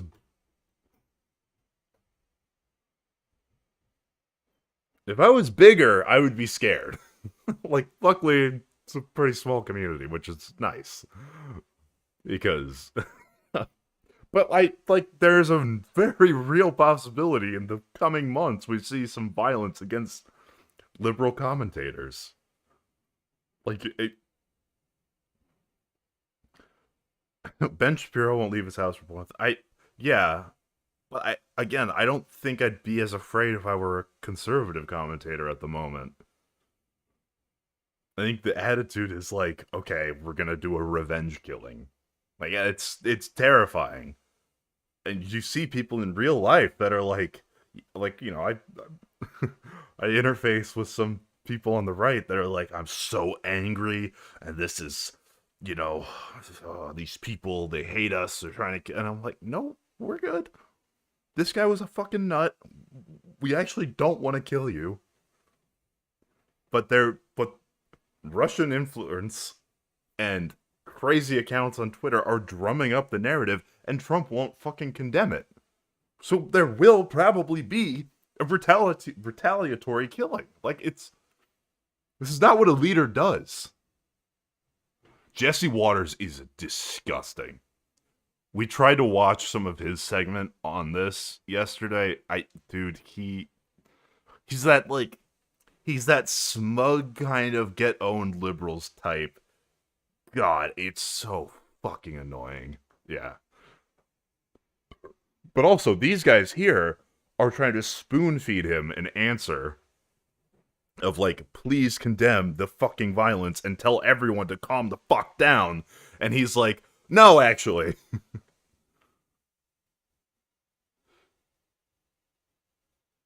Wait, do you have a link to that? If you can find a link to that, that would be crazy. I have not seen that. Thank you. Fair the system, and we're going to fix the system. What are you going to do about President Putin? Because we just saw these drones in Poland. Yeah, well, More the Poland sanctions? thing, I mean, I'm not going to defend anybody, but the Poland's, they were actually knocked down and they fell into an area. But you shouldn't be close to Poland anyway. Right. I'm So much I charity solved, as for you Russia, know, too. 7 wars. 7. I did so many, including Pakistan and India, but big ones. Some were unsolvable. Congo and Rwanda. I solved it. It was going on for 31 years. Millions of people killed. I solved wars that was unsolvable. Azerbaijan and Albania. Is this real? That's crazy. Hold on. Sorry. So this is the clip that was linked by our Australian friend. Because you see the mental health crisis is yeah, happening. exactly. But Yeah. it's not our job. Bro, wait, okay, before I watch this is the look of I'm about to get fired. Yeah, exactly. But Yeah. it's not our job. We shouldn't have to live in fear while they figure out what's going on right there. Right. Put them in a mental institution, put them in a jail, and you guys figure it out. But people having to duck and dive on the trains and the buses, walking through the street, this is one case, but this is happening all across the country, and it's not a money issue. They have given billions of dollars to mental health and the homeless population. A lot of them don't want to take the programs. A lot of them don't want to get the help that is necessary. You can't give them a choice. Either you take the resources that we're going Wait, I'm good. I actually, does anyone actually get the ads? Because I made 0 ad revenue. give you, or you decide that you're going to be locked up in jail. That's the way it has to be now. Or involuntary lethal injection or something. Just kill them. Yeah, Brian, why did it have to get to this point? Right. What? I would say this. We're not voting for the No. There's no fucking way. or something. Just kill them. Yeah, Brian, why did it have to get to this point? Right. I would say this. We're not voting for the right people. In North Carolina, wake up. You can't keep putting these people in power. They woke up in Los Angeles. They got a stronger DA. They woke up and they got rid of Chesa Bodine in San How did Francisco. this not get more Hopefully they'll attention? get rid of this terrible. When was this? Oh, this was recent. Okay, holy fuck. That's fucking nuts. I didn't even know what to... Yeah, okay. This is... Where do you even...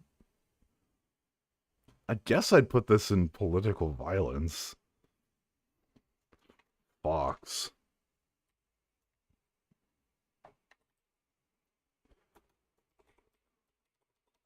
Oh my god. I mean, thanks for sharing that. That is crazy. Yeah. I mean, yeah, there were people saying that it was a trans person before they knew anything, and then they were like, yeah, there were trans arrows on it when it was a fucking Helldivers reference. Like, it was a white dude that couldn't decide whether or not he was he was like a communist or a groiper. Like, he was... Oh my god. He was an internet fuck. Like, that's just... God. Okay. Kyle Kalinski's face jump scare. Yeah, it was going on for many, many years. I had the prime ministers and presidents in my office. They sat so far apart. One chair was there, one chair was there. I said, fellas, get together, come on. He said, you know, I've been fighting. The one said, both great guys. They said, I've been fighting for 22 years. I've been killing his people for 22 years. He's been in there for 22 years. The other one's in there for 7 years. He said, for 7 years, I've been killing their people. I say, let's hug and make up. And anyway, we solved the problem. They said it was unsolved. I did 7. I thought the easiest one was going to be Ukraine. And Yeah, that video... I don't know if the whole thing was AI or they used AI enhancement, but that jump cut is fucking weird. What I think is he actually recorded it. They took a bunch of takes, but the AI filters were really heavy. That's my hypothesis. Because another thing I want to do is, instead of just, I don't want to be I'm just asking questions kind of guy, because that's stupid and I hate people like that. I want to propose alternative hypotheses. Like, you know? Yeah. Russia. But the problem is really Vladimir Putin. You talked to him in Alaska. Yeah, I did. He has I'm picked up the pace of the disappointed. bombing. Look, there's tremendous hatred between him and Zelensky. Tremendous. Okay. We're going back to both sides in the Russia-Ukraine war. That's fun. It's, I've seen it But before. Zelensky I've says, never I'm seen... coming to the table. Well, now Zelensky he says- does. No, now True. he does. He wasn't coming to the table so Right. quickly. You remember the famous... So has your patience run out with Putin? Yeah, it's sort of running out and running out fast. Sort But of. it does take- It's been running out fast for the last, 3 months! I I watched some of this last night, and I was like, okay, this is what I'm going to open stream with, because I know I'm going to get pissed. Man, oh my god. I should get a heart rate monitor. Two to tango. It's amazing. When Putin Sorry. wants to do it, Zelensky didn't. When Zelensky wanted to do it, Putin did. Now Zelensky wants to, and Putin is a question mark. But we're going to have to come down very, very strong. It's the only one. This is the one, because I've always had a great relationship with Putin. This is the only war that I haven't solved. Now, let's get into Gaza, because that's another one. Yeah, So those are two that are Before you move on, can I ask more you, what complex. is clamping down on Vladimir Putin? Well, it'll be hitting very hard with sanctions to banks and having to. Yeah, I mean,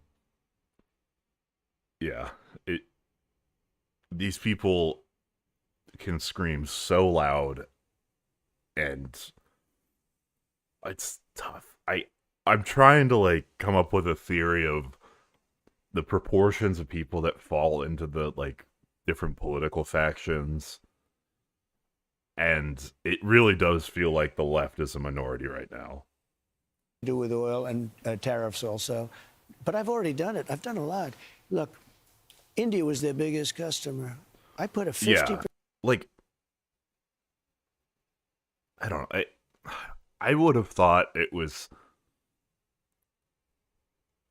be like he would be at like 20% approval rating, because I don't know who can look at this and listen to this and be like, "Yep, I think he's doing a great job."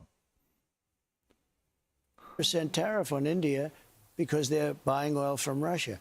That's not an easy thing to do. That's a big deal. And it causes a rift with India, you know. And remember this is a Europe problem much more than our problem. The other thing I've done, Brian, and I know how you feel very strongly about it, and I understand a lot of people do it, a lot of people don't, How is it frankly. increasing? But we were spending $350 billion on a war that was across the ocean. Europe was spending $100 billion. It's still a lot of money, but it should have been equalized, at least equalized, or they should have spent more. But I did something. As you know, I went to NATO, great relationship with all of those NATO countries, and I got them to raise from 2% to 5%.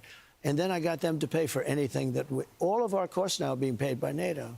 So NATO. It's like, oh, there's a war. Europe doesn't want to be invaded. Now, how can I make some money off of this? The fucking defender of the free world, the United States, is pulling its support for Ukraine and saying to our allies that they have to buy weapons from us if they want any support to go to Ukraine.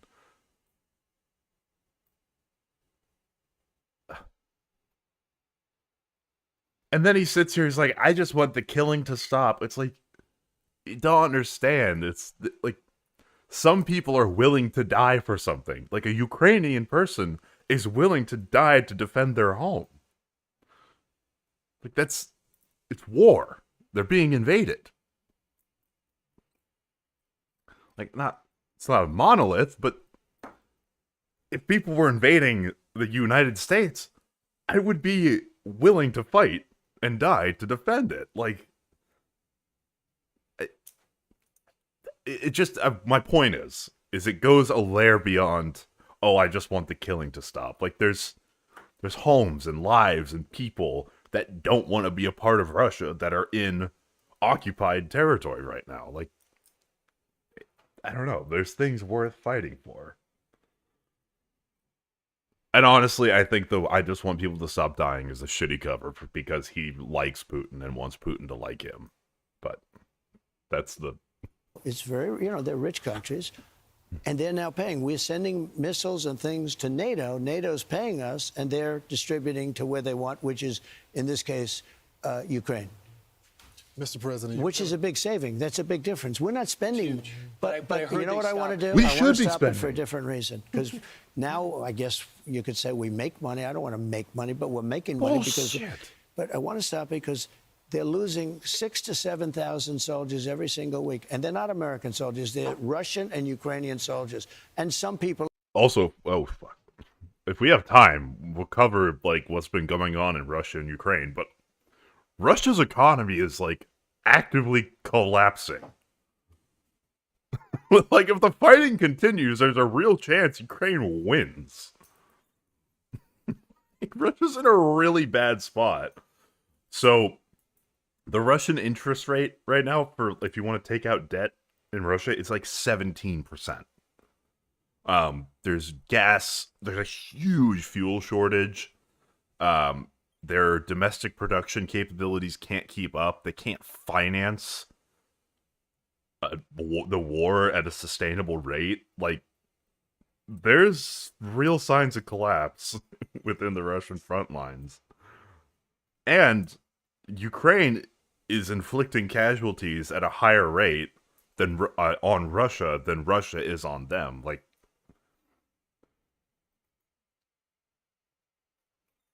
well, you need more than just food to sustain a war. Like, you need fuel, you need ammo, you need money to finance all of it. And yeah, no, you're all good. And I'm the guy sitting in a chair talking about this, so I mean, obviously, anything you hear from someone on the internet is like, nothing on the internet is real. What's real is your family, your friends, and your neighbors. I just like to talk. In the towns, but the big numbers are the soldiers. They're losing. Last week they lost 7,018 soldiers. A little bit more Russia than Ukraine, but they both, they've lost 1.5 million soldiers fighting. You want the killing to stop? Tell Russia to fuck off. On a human basis. Their souls, they're Russian souls, they're Ukraine. They're not American. Yeah. But I just feel I have an obligation to do it. And that was the one I thought was going to be the easiest of the 7. Right. He cares more about Russian souls than Democrat souls. I would put good money on that. If we could have like a divine arbiter of truth, I would be willing to bet that he would care more about a Russian life than he would a Democrat. I would put money on that. And that turned out to be the toughest. But you got another one. But I'll get it done. You got Hamas, and you already given them one final warning. They've rejected every single offer. It's a final warning. Can you have more than one final warning? Yeah. They're upset, and Qatar is upset, but they have terrorists in their country right now. What are you going to do? You already gave them the final warning. So you remember this, when I got involved, it was a mess. Biden left us a mess in everything. The economy, inflation, everything was, he was the worst president we've ever had in this country. His administration was... It's always Biden. It's always Biden. He's egging on a civil war, and he's like, yeah, also Biden sucks. When Biden's response to him getting shot was to call him immediately, mind you, Trump would not call Tim Walz when Minnesota senators or state senators were killed. And he inherited a newly recovered economy from Biden. And the same thing with Obama. Obama left him a beautiful economy. He tanked it. Biden left him a nearly recovered economy from the one that he ruined, well, through his lackadaisical handling of COVID, and now he's ruining it again. And he has the audacity to sit here.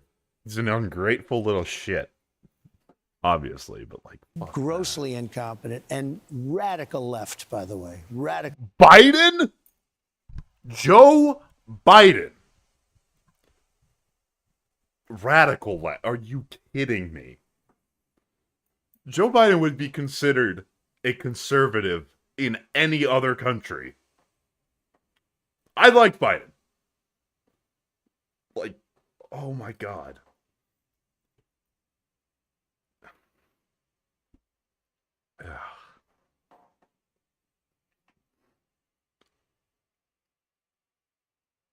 Like, again, it's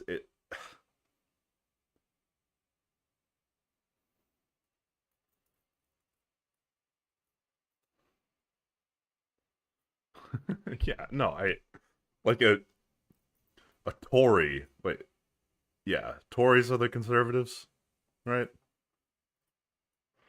Is more like left than the Biden. It's like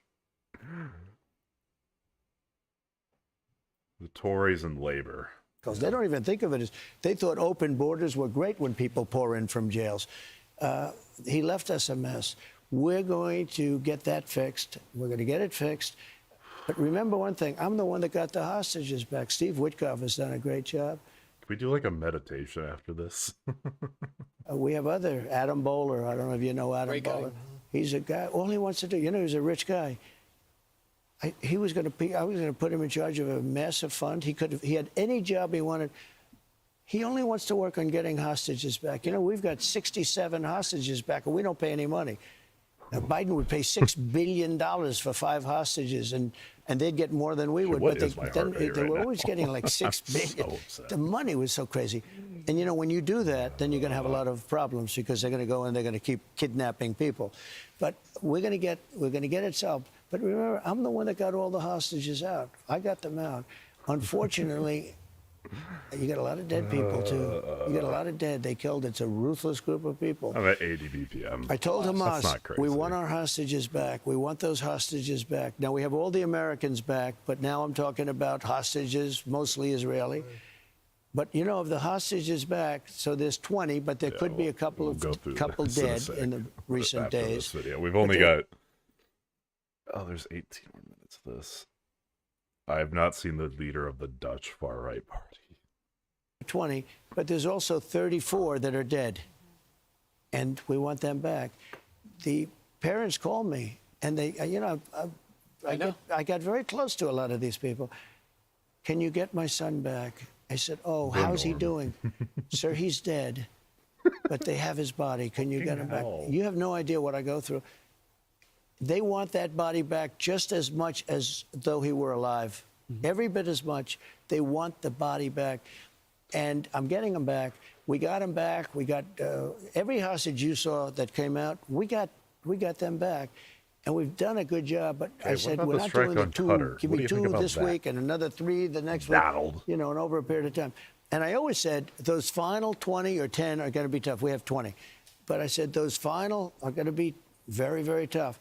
Let's see what happens. I told Hamas, you got to give us the hostages back. And they're not. Well, we're going to find out. What about interest rates? Because we're hoping Jerome Powell lowers the interest rate this month. If he doesn't, and you get to appoint someone, is it next May? Yeah, I do. Who would you appoint, Well, and what do you expect? What's We the have guy's somebody name? that shouldn't be there. We're going to see how that all works out too. A Democrat that really shouldn't be there, did bad things. But I call him Too Late. His nickname is Too Late. Okay, Jerome Powell, Jerome Too Late Powell. Too late on the interest rate. Oh, It's wow. always late. Yes, I have seen Except this when guy. it came to a Democrat, because before the election, he dropped the interest rates to try and help Goddamn. Kamala Harris, I guess. I assume that's why, because he shouldn't have dropped the interest rates then. He should have dropped. But he's a year late. And despite that, we have the best economy we've ever had. We have the best stock market we've ever had. In other words, what we've created is so strong. We have $17 trillion going to... Yeah, no, I know. They say, like, that's actually, I'll move that up on the docket because I don't want that to get swept. Like, yeah, I mean, inciting retaliatory violence is probably number one. Like, covering that Trump is inciting retaliatory violence. That's first order of priority, is saying, hey, everybody calm the fuck down. Second is, hey, what's going on with the big pedophile docket? Oh, and then also World War III. What a crazy fucking docket to have. be invested in this country. Think of it. They didn't have, they had nothing. They had people leaving our country. We have the greatest boon in the history, and that's why the stock market went up 700 points yesterday. Inflation is down. Inflation's down. Well, I have low inflation. Yeah. He had the highest inflation in history. Up to 9. Yeah. So it's like He had really, in many things, 18, 19, 20%. He had the worst inflation in the history of our country. And we have almost no inflation anymore. And if you look at energy, energy's so big, it brings everything down. my heart rate's But if you almost look up at to energy, 90. the energy costs are way down. We've done a great job. despite the fact that we should have lower interest rates. Oh, So, would you look at two that? things. What do you mean inflation is down? CPI is up.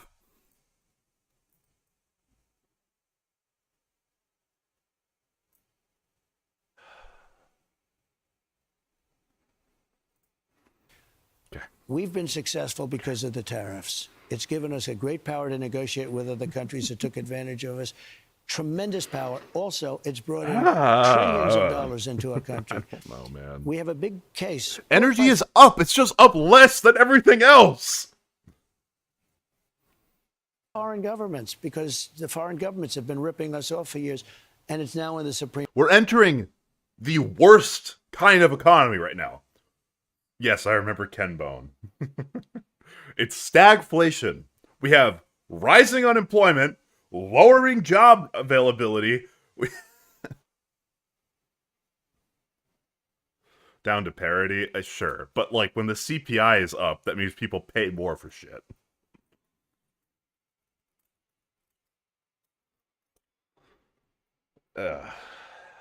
Court. That case is really important to win because it's made us a rich country. It's made us a rich country because I don't want to call it retribution, but we've been ripped off. Trying to rebalance. We've been ripped off for years by countries and by having presidents that were not smart in a business sense. I'm not saying they were good politicians, but they were stupid businessmen. They allowed the world to rip us off.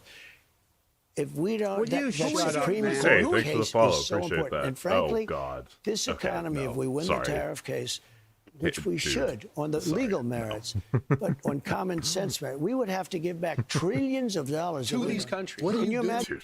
Dude, sorry, I cannot have you on this. That's... No, it's a guy named Charlie Kirk. I'm sorry. I can't. I can't. I can't. That can't be happening.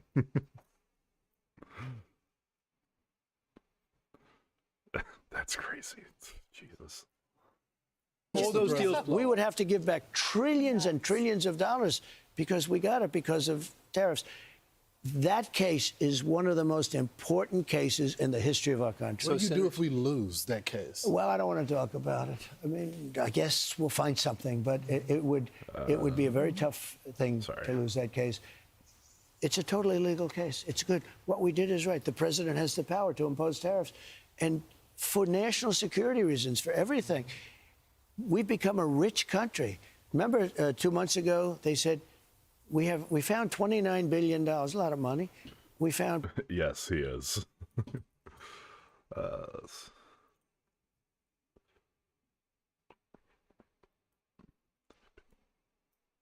I'm tripping. Hold on. But peanuts compared to that. But they found $29 billion, sir. We don't know where it is. I said, where did it come from? They said, we just don't know. I said, check the tariff shelf. I call it the tariff shelf because the money is so ridiculous. It's enormous. I mean, inflation coming down. They called me up the next one. Sir, you're right. It came in from additional tariffs. $29 billion. We're a rich, powerful country. And when we're rich, we can do more things for the people. So Senator John Thune this morning says let's get back he to this believes fucking that Chuck crossword. Schumer wants to shut the government down, along with Hakeem Jeffries. They signal they will not vote for a clean short-term government funding package. How does President Trump deal with the government? Well, we have to get Republican votes. That's all. If we do, we have the majority. So we have to get. But don't you have to get 60, don't you? Wait, No, really? we're going to do a probably continuing resolution, or we're going to do something. So we're going to do something that. Yeah. I mean, so it is interesting. Like, obviously, that has been going on for the last couple of years. On the same day of the Kirk shooting, there was a school shooting as well that got next to no coverage. Yeah, it's probably, like, just realistically, it's a product of proximity. Like, when someone who's in the public eye, in the face, like a face people recognize gets killed, it's gonna be more gonna get covered more. It sucks, and people ignoring everything else going on sucks. But yeah, it's just a product of proximity and face. People acting like a I don't know if people are acting like it's never happened before. I mean, I still think it's tragic. Like, any murder is tragic. Like, but it's not a unique or new. Well, actually, a young political commentator getting assassinated, I think that's unique, if I'm not mistaken, unless I'm missing something big, at least in the US. That's unique. Here's the problem. The Democrats they're sick. There's something wrong with them. Schumer is, at the end of the rope. He's going to be defeated in the next election. If you gave them every dream right now, every dream that they've, they want to give away money to this and that, destroy the country. If you gave them every dream, they would not vote for it. That's how bad. I told them, don't even bother. Don't even. No, okay. Let's have some good faith interpretation here. I'm saying he's a influencer. Like, I wouldn't call him a journalist. He's a media personality, but his own independent media. It's a little bit different.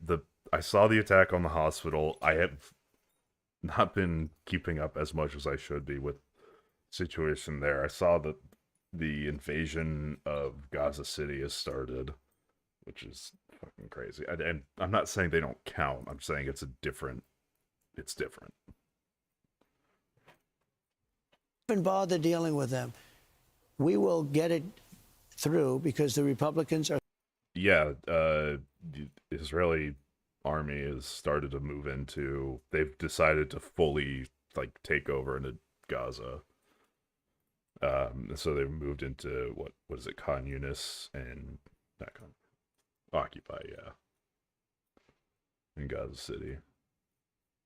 Sticking together for the first time in a long time. Look, we got I call it the great big beautiful bill that has tax cuts for the middle class. No tax on tips, no tax on Social Security, no tax on overtime. We haven't felt that yet. You're going to feel it really big.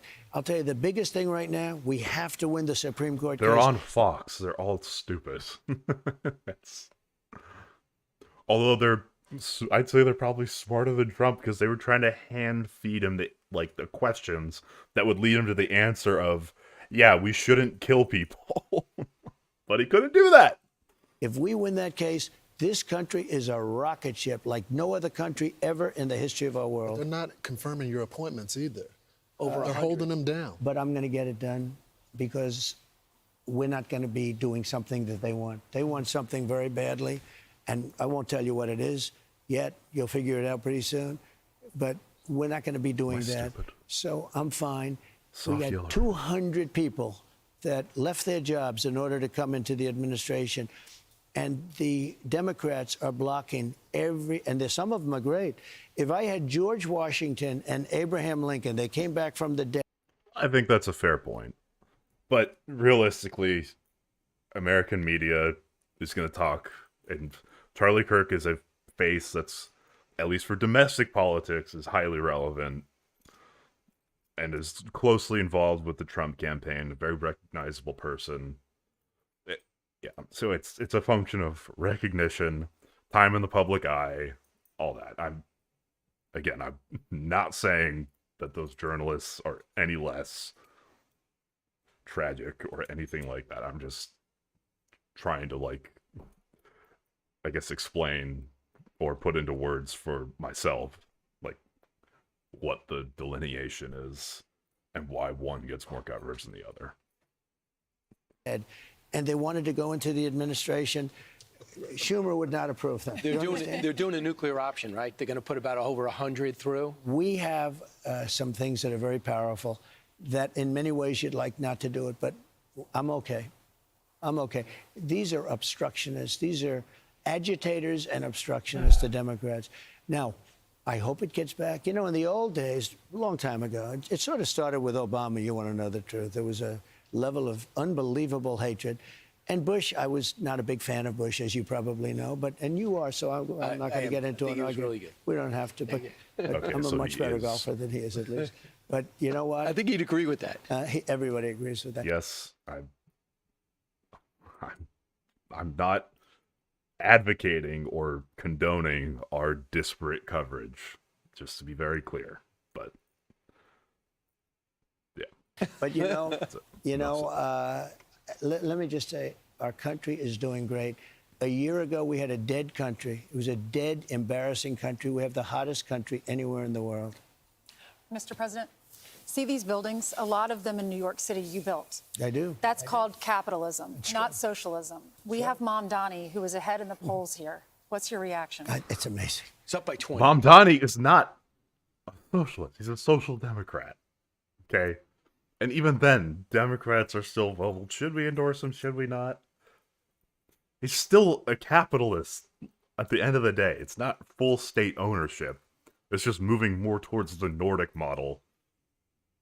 It's like, guys, like, chillax. But, like, they know that the old boomers hear the word socialist and their nuts fucking go up into their throats. Like, it's just... like, you're not gonna sit down with someone and who is, like, terrified of Mom Donnie and explain to them the difference between a socialist and a social democrat. Yeah, no, I mean, look, we're humans. Buzzwords, there's a reason buzzwords work. But it's a shame how easily these people are able to lie through their teeth, throw buzzwords out, and say sentences that literally are contradictory and make no fucking sense, and have boomers looking at their TV being like, yeah! I call him my little communist. He's my little communist mayor. But, you know, he has to come to Washington for money, a lot of money. And it's amazing. I was so surprised by this. Even the other two candidates, I mean, you know, you look at the candidates. Now, maybe one-on-one somebody could beat him, and I'm not looking at the polls too carefully, but it would look like he's going to win. Shocker. And that's a rebellion. It's also a rebellion against bad candidates, okay? It's a rebellion. They're tired of it. You know, they're seeing things happening. We have taxes being put on us in New York by Democrats that are so bad that even the Democrats are revolting. It's not possible for a Democrat to lose. Right. I did, you know, in the presidential election, I did great in New York. I did great, you know, considering it's New York. Considering it's New York. I mean, I did great. But there's a lot of question on the voters, you know, on the booths and everything else on the votes. Oh my fucking But god. Like, we should never be... you can't... Again, earlier in this segment, Trump was talking about how you're supposed to get revenge at the voting booth, but all the votes are rigged against you, and you have no other recourse. Like, and he's still perpetuating this lie that's gonna rile people up to do something, like, drastic. It's a dangerous time in this fucking country. Jesus. I just wish you would say, everyone, left, right, center, calm the fuck down. in a position where we're talking about a communist. Yeah, he can, and he says that to fucking, what was it, Israel and Iran. He was able to say they don't know what the fuck they're doing, and he can't say that about his side. Now, a communist running doesn't like capitalism. Running what could be, because it's, you know, so badly run, but what could be. I'll tell you, if I were mayor of New York, it would be the greatest city in the world so fast. Are you going to get more involved? Because we have such great cops. You know, I looked at the police, New York's finest last night. They all wanted my picture, autographs. They beat the hell out of my hand. My hand is like a wounded warrior. They shake, and they're strong as hell, the police. So, how many hands do you think Trump shakes a day? Oh my God. It's not real. This fucking Chungus country, man. He's saying, "Oh yeah, I shook too many hands, and that's why it's all bruised." Give me a fucking break. Oh my god. Some of these guys that Oh yeah. they're taking, it's based on merit again. So now they're very strong. When they shake your hand, and some of them are crying because they never cried. When they were born, they didn't cry, but now they're crying because they love our Proof of country. that, but we They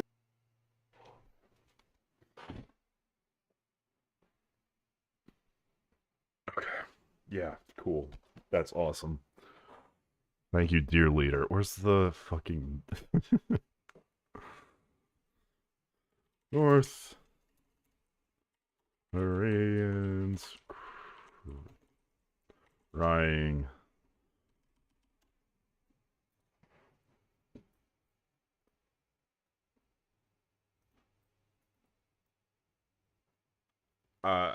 Yeah, I don't even know.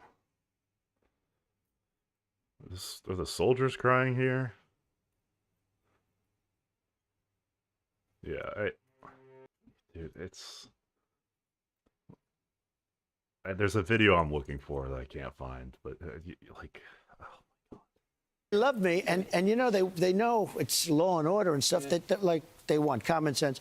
Sir, may I shake your hand? May I please shake your hand? And they're crying, and they're shaking my hand. I'm saying, But here's why that really matters to Ainsley's question, is because he's not pro-police. He's pro-social worker. they're crying because they're like, "Oh my god, he really is super unhealthy." Oh no, actually, I'm aborting the joke now. Sending him out there, and if those cops aren't back, they're not going to do their job. So you got Cuomo, Sliwa, and Adams. Are you calling for those three to drop out? Well, I think they have to have one candidate. One say. And it would look to me like Cuomo, frankly, is leading the other two. And look, I'm a Republican, but Curtis is not exactly primetime. That's dark, man. Jesus. That caught me so off guard. He wants cats to be in Gracie Mansion. He wants to open it up as a kid. That's the home, for those that don't know. He's a good crime fighter. The magnificent home of the mayor. It's beautiful. Gracie Mansion, to me, is like a fabled place. If you're in New York, no, we don't need to have thousands of cats. He didn't want cats to eat the rats.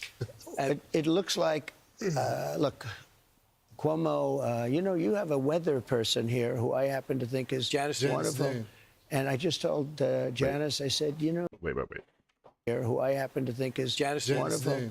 And I just told I Janice, I said, said, you are responsible because of her level of passion about what happened with her parents-in-law was so incredible against Cuomo that really brought them down. Janice, I hope you're watching because I'm... No, what I think is the going theory, and it seems likely to me, is that he's getting some IV for something. Old people get injections for shit all the time.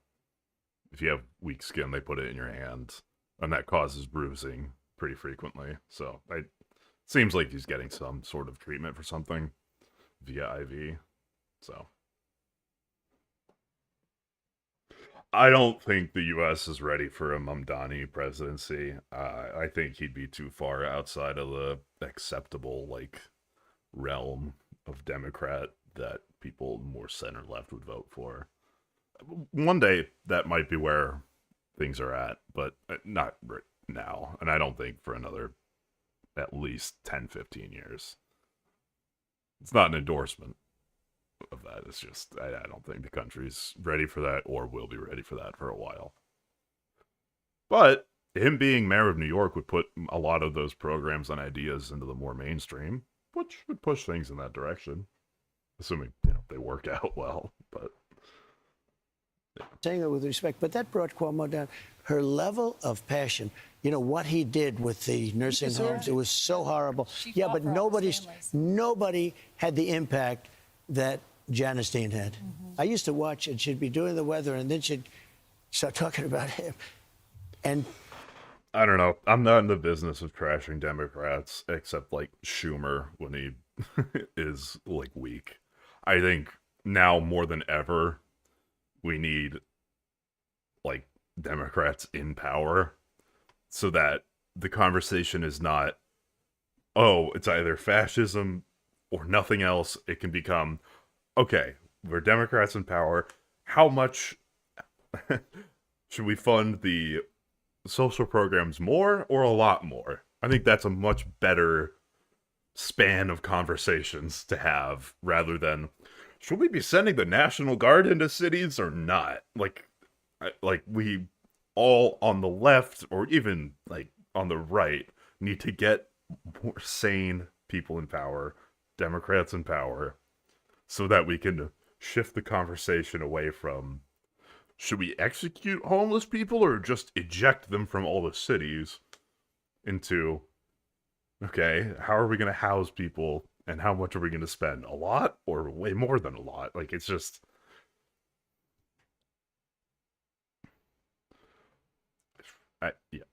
and we need people on the left to actually vote for Democrats. Like, I'm sorry, if you're on the left,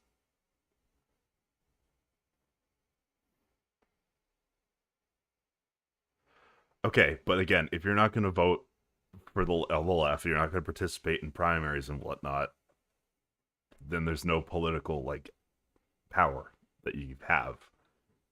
Like, the thing about the, like, socialists and whatnot in our country is they don't vote blue. So there's no, like, why would the party listen to them? Primaries don't decide elections. Yeah, no, I'm aware. But the thing is, it's like, as the left, we're supposed to fight each other in the primaries, but when it comes to the general, we vote for whatever candidate we decide on. But there's the large faction of the socialist left, and this isn't all of it. Like, there's social democrats which will vote for the candidate, and then there's, like, communists that will not vote for him. And I'm sorry, if you're not going to vote when it comes time for the general, then it's not healthy for the Democratic Party to give that voice any mind. If you want to be part of the coalition, please, we are more than welcome to have you. But that also means you have to vote when it comes time for the general. She was very emotional about it. She definitely loved them. You know, their parents-in-law, as I understand it, but she definitely loved them. And that was brutal for Cuomo. Yeah, but, okay, true, but you realize that also works the other way, too. Like, that could also mean appealing to more moderate people as well. And again, if you're the party, you're looking either farther left or towards the center to see who can you actually garner votes from. And from the farther left, it's a constant never enough, never enough, never enough. We're not voting for your candidate, and it's toxic to try and keep trying to attract people that it'll never be good enough for. Like, if you want a voice, you got to play the game.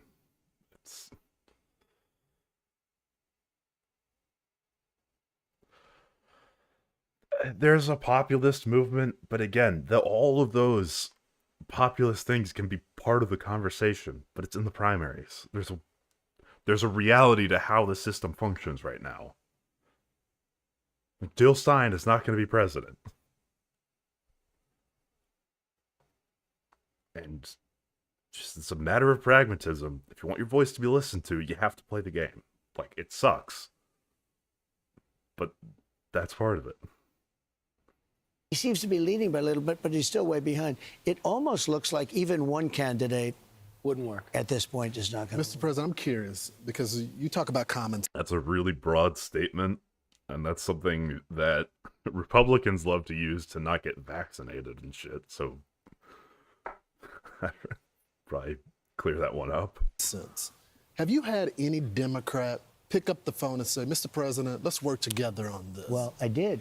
You know what I did? In the first term, we had the most successful economy ever. My first term was very successful. Everyone says it. I rebuilt the military, cut taxes at the highest level ever, biggest level of regulation, because it was very successful.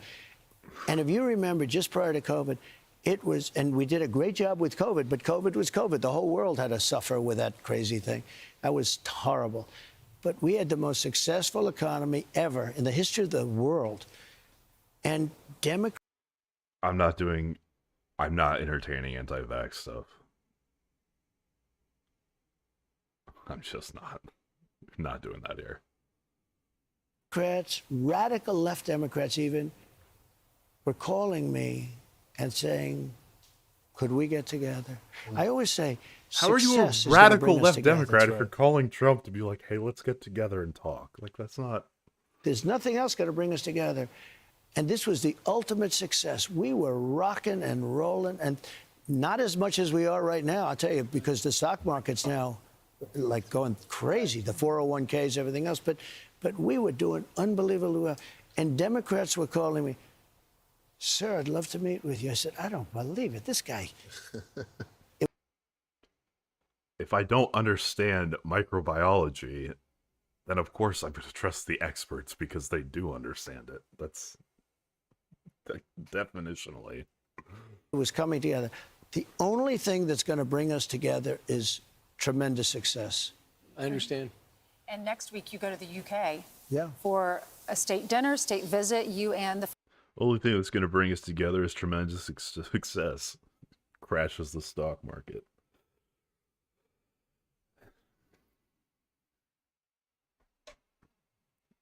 Built upon, I don't know, degrees, like in peer-reviewed studies, accredited people. I don't know.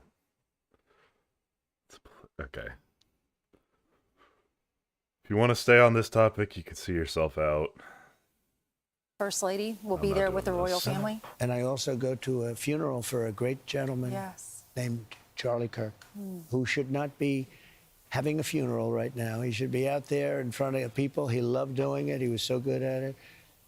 And, I mean, he had a big impact on the election. You know, I got so many young voters that no Republicans ever gotten anything close. I dominated with young people, and it's never happened before.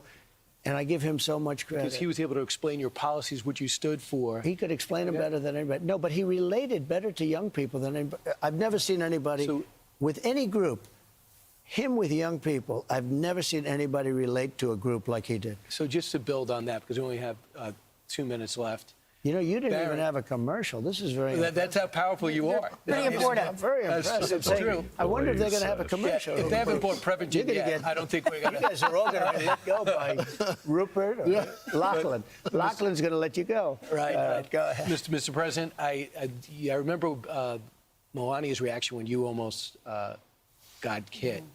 And he said, I had to explain to Barron, that's his father. So what do you explain to Barron? Kai, he's almost peers. He's one of those young people that Charlie Kirk was so impressed He was with. a tremendous fan. What do you as a dad, and a lot of dads and moms are wondering what to say. What do you say to them? So Barron's a very good student. And Barron came to me and he said, Dad, I'd like to meet somebody that you know. Who? Charlie Kirk. I said, what? You know, I thought he was going to say, I want to meet like King Charles or something, like we're going to meet soon, right? But he said, really, you want? And I set up a lunch with him, and he came back. He said, that guy's great, Dad. That guy's great. You know, it was cute. He's unbelievable. I don't know what it was. Charlie had a magic over the kids, and large numbers of them, and very diverse. Black, white. I mean, everybody. The two genders. Black and white. The young women and boys, and I've never seen anything like it. And it was all good. I mean, it was good stuff. It wasn't some of the stuff you read about where they're in favor of all these horrible things. It was really good stuff. And we lost an unbelievable warrior. And I think I have a feeling that Erica, you know, I spoke to her long yesterday. She's devastated. And I said, in between the devastation, she made statements. I said, you should try and do that. Because Turning Point is a real power. And I think she may, and, you know, her group, I think they're going to Rally around keep it her. together. And you know, things like that have happened before. You make it bigger, better, stronger. I said, only do it if you're going to make it bigger and better. Can you do it? But I didn't want to talk about that too much because she can't, she's going to it's going to take her a while to get better from this. It's a tough. 2 little ones. Yeah, and beautiful, beautiful kids. All right, but I'll that's never that. forget Barron coming back saying, Essentially, that guy's there is no condemnation of violence coming from the right. Because why would there be? If he's not going to do it on January 6th, he's not going to do it from the Proud Boys. It's like, for the love of God. It's the radical left, but mind you, to him, the radical left is like NBC or ABC or CBS. I even called Joe Biden a radical left Democrat. So there's no room for like, oh, he's just talking about like the really violent extremists on the left. It's like, no, he's talking about fucking Biden. Radical left Biden. Like, calm the fuck on.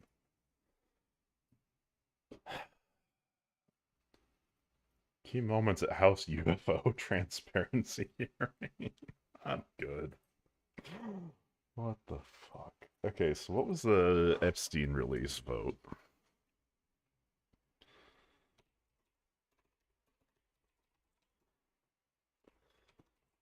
Oh my god. Jesus. That's fucking Jeffrey Epstein jump scare. I don't necessarily want Jimmy Fallon's take on this. Okay. Yeah. 11 hours? Is there like a highlight of this? Oh god. TYT.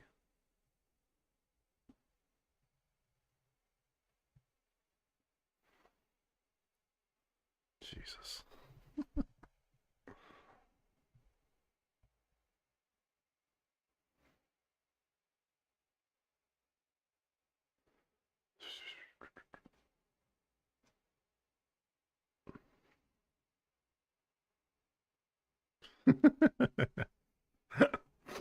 That's gotta be it.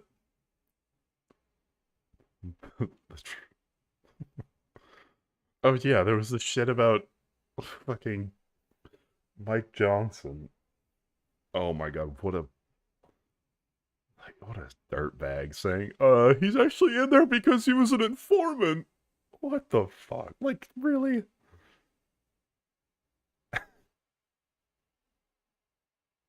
That's such bull. That is crazy. I don't want the moment, I want the speeches. Jesus. That was vicious.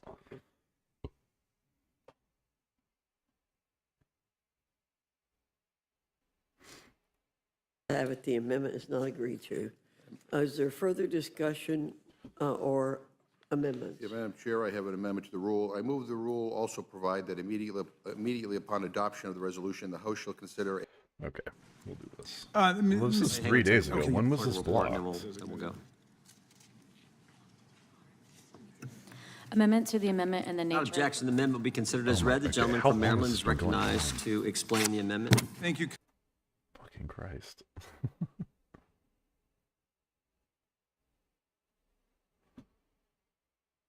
Protected from those who wish to exploit them. This legislation closes the loophole in current law that allows illegal aliens to Defense lawyer. He's certainly not Where do they acting as start a talking public about official Epstein? representing the best interests of the American people. Following their conversation, Ms. Maxwell, who is seeking a pardon and clemency from President Trump for her sordid crimes, was moved almost overnight to a federal minimum security any prison, particularly colloquially fiery known as Club Fed. This is a prison that does not guy normally accept talking here? felony sex offenders at all. She skipped the entire process of having to prove that there is some compelling justification for transferring her from one prison to another, an extraordinarily difficult process that ordinarily takes 6 months or more to happen, and she was moved pretty much overnight to this special cushy prison. Meanwhile, our friends across the aisle, with a few notable and honorable exceptions, including Representative Massey, a member of this committee, Representative Boebert, Representative Green, and Representative Mace, are essentially passively participating in Trump's cover-up and dismissing the demand of the survivors. The victims. Yeah, they are. But like, really, five people are freaking out about Charlie Kirk's shooter's roommate. Well, I thought they said yesterday that they weren't going to arrest him because, right? What am I looking for? I'm looking for Utah FBI press conference.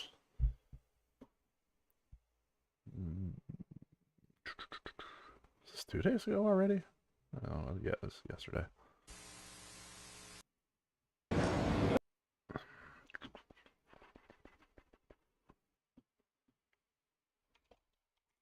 And they were roommates. Okay, that's probably in poor taste. Good morning, ladies and gentlemen. At today's press conference, we will hear from Governor Cox, Utah flag, true. FBI Director Kash Patel, and Sheriff Mike Smith. We also have with us Utah DPS Commissioner Bo Mason, Lieutenant Governor Deidre Henderson. Investigators identified an individual as the roommate of Robinson. Investigators interviewed that roommate, who stated that his roommate, referring to Robinson, made a joke on Discord. Investigators asked if he would show them the messages on Discord. He opened it and showed several messages to investigators. How many fucking plots like this happen on Discord?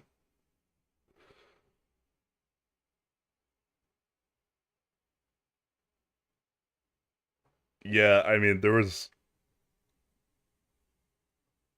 Wait, was there... There wasn't any new, like, information about him. I thought everyone's kind of like...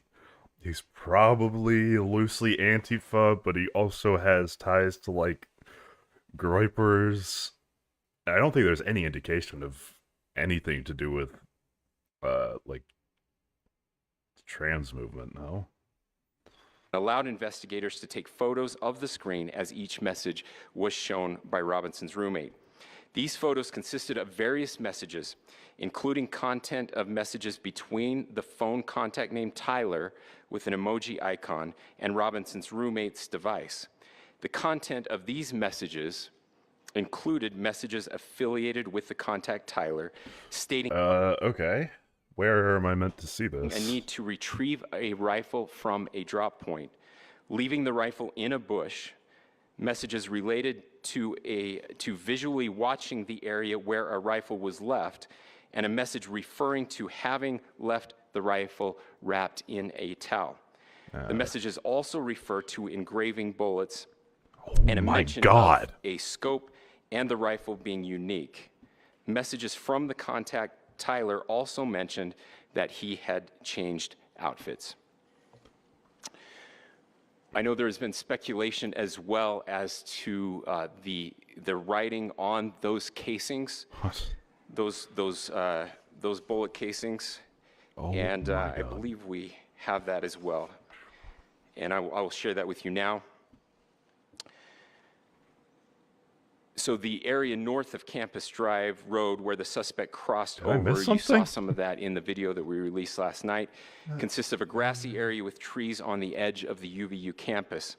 Investigators discovered a bolt-action rifle wrapped in a dark... Because, yeah, it was...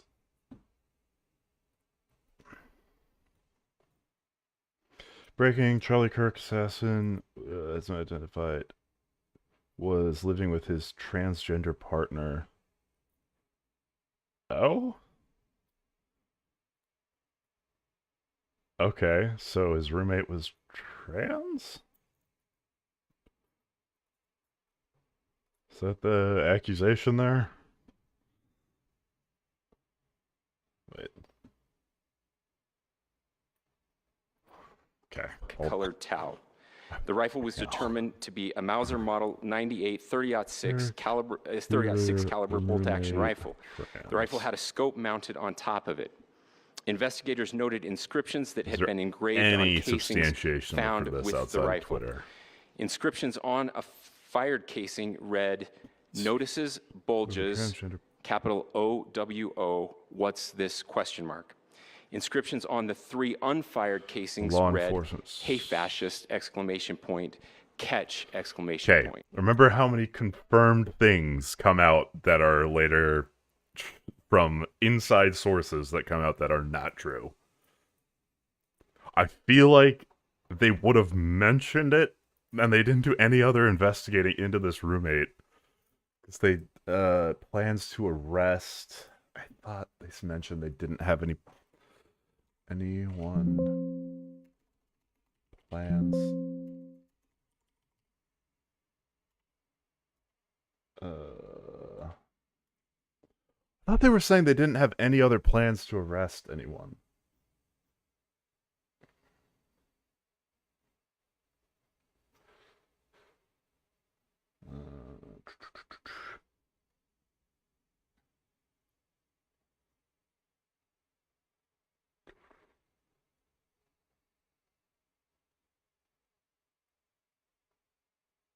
Am I fucking hallucinating this?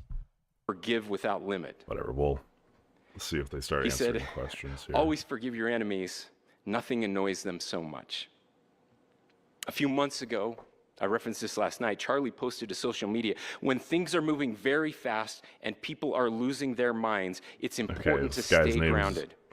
Turn off your phone, Lance Twigs. read scripture, spend time with Did friends. they release the name? And remember, internet fury is not real life. It's going to be okay. He again said, when you stop having a human connection with someone you disagree with, it becomes a lot stroke easier theory. to Is this the theory on how to lace down strokes? Or the theory that Trump had a stroke? Because I think Trump has like mini strokes. Because his face was drooping. commit violence. The other day. He said, what we as a culture have to get back to is being able to have Like, a that's reasonable bad. agreement, being able to have reasonable agreement where violence is not an option. Now, again, to my young friends out there. Yeah. So here they were talking about not arresting the roommate because they cooperated.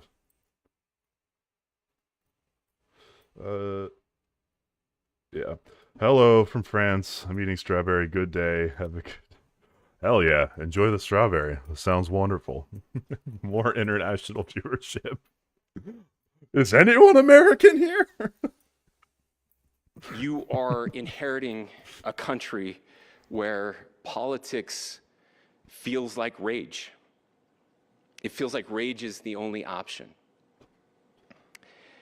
But through those words, we have a reminder like this fucking that headline. we can choose What is Charlie Kirk shooting a trans violence? Oh my god. Okay. a different path. Your generation has an opportunity to build a culture that is very different than what we are suffering through right now. Oh, so it was the roommate Not that by that pretending tipped them differences off? don't matter. Not the family? But by embracing our tripping? differences and having those hard conversations. I think we need more moral clarity right now. I hear all the time that words are violence. Okay. Words are not. I don't think this guy's a reliable source, no? Isn't he tweet some insane shit, or am I thinking of a different guy? Okay. So just for the record, this is a source that the bio is on scene covering stories MSM won't, seen on @TuckerCarlson, Fox News, Newsmax, and Timcast. Okay? Highly incentivized to push an anti-trans rhetoric here. Okay? So let's I'm taking this with more than a pound of salt.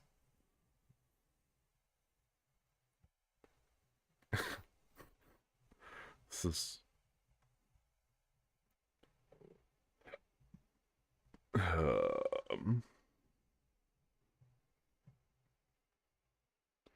Office Depot associates who refused to print Charlie Kirk. Jesus. I did want fiery, but for... Okay, so fiery is one thing. Like, big names who are stoking flames. That's an interesting thing to take note of. Because people who are big names have big responsibility. And part of that big responsibility is not using rhetoric that's going to have one of your followers kill somebody. Okay? But for actual facts of what's going on, you don't want those big, fiery, questionable names. You need, like, verified sources. Ideally not anonymous. Jesus. But, yeah. Not violence. Violence is violence. And there is one person responsible for what happened here. And that person is now in custody and will be charged soon. So and will be held accountable. Sorter And is yet the only all of us source on have this, an opportunity right now to do something different. I want to very thank my much fellow not. Utahns. You know, this bad stuff happens. For 33 hours, I was praying that if this had to happen here, that it wouldn't be one of us, that somebody drove from another state, somebody came from another country. Sadly, the family member also said she didn't know her relative Twig's politics or whether he was transitioning into becoming a woman. So, is there a world where, I think a Fox News reporter was first? Okay, I'll look for that. Is there a world where there's just a feminine, like a photo of this person looking feminine, and they're like, see, trans! And they were lovers. Like, what is the actual, like, hard information? Prayer was not answered the way I had hoped for, just because I thought it would make it easier on us if we could just say, hey, we don't do that here. And indeed, Utah is a special place. Oh, God. Okay. We'll watch it. If it gets too out of hand,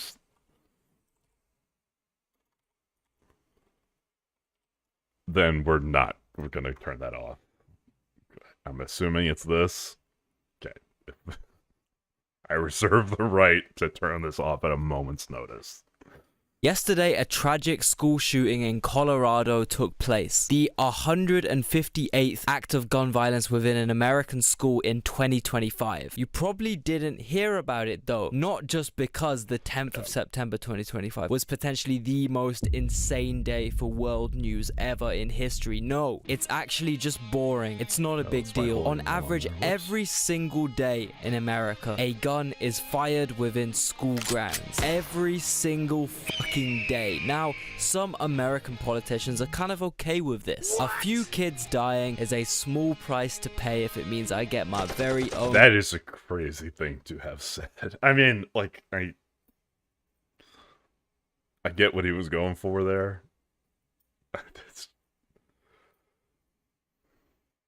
Gun. Just like how a few kids getting trafficked and on an island is a small price to pay as long as I get my money and my elite connections.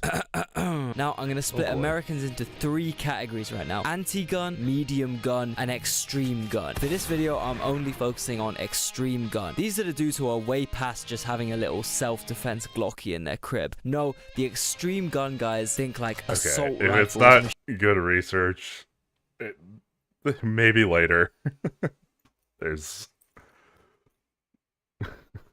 I just want to, before we do this, I want to know what we actually have on the roommate. Because if it's not good information, then I don't know about y'all, this is kind of crazy to me. Like, this is a day after. Like, that's wild. Okay. Oh, there's... Jesus. How is there already a video from both Fern and Hoog? That's nuts.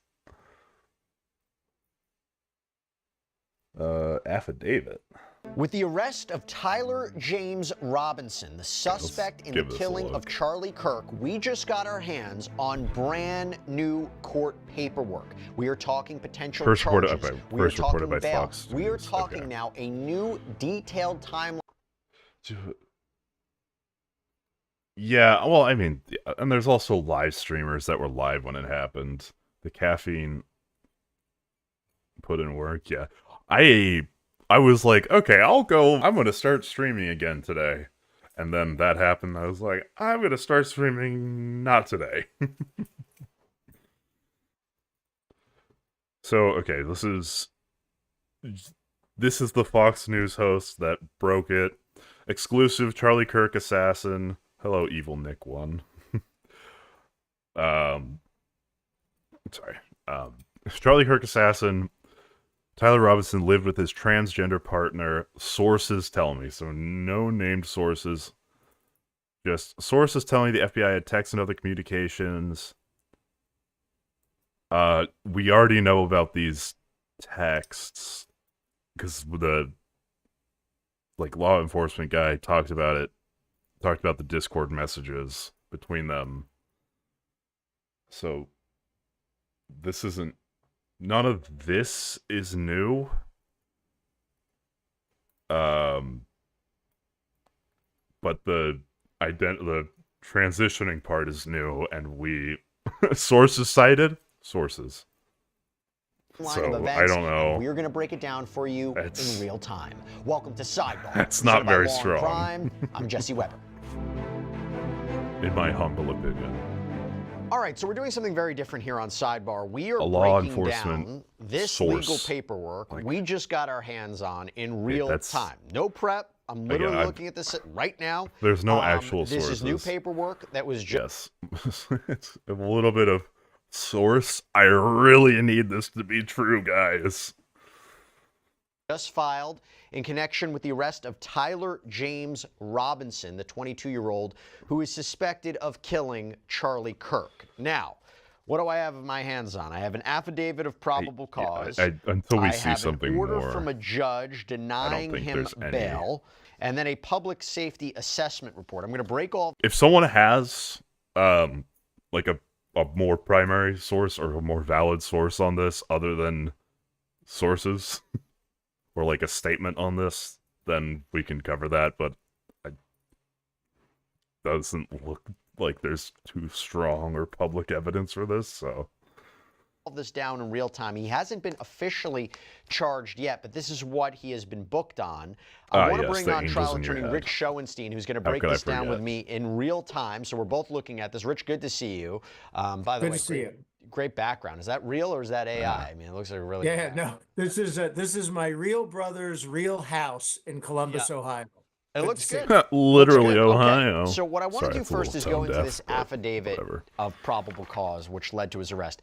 He is charged, and we'll break down these charges. He is going to be charged, or at least he's been booked right now, on aggravated murder, felony discharge of a firearm causing serious bodily injury, obstruction of justice, capital first-degree felony. For the record, I maintain polygamous. So basically, this is what he could be charged with.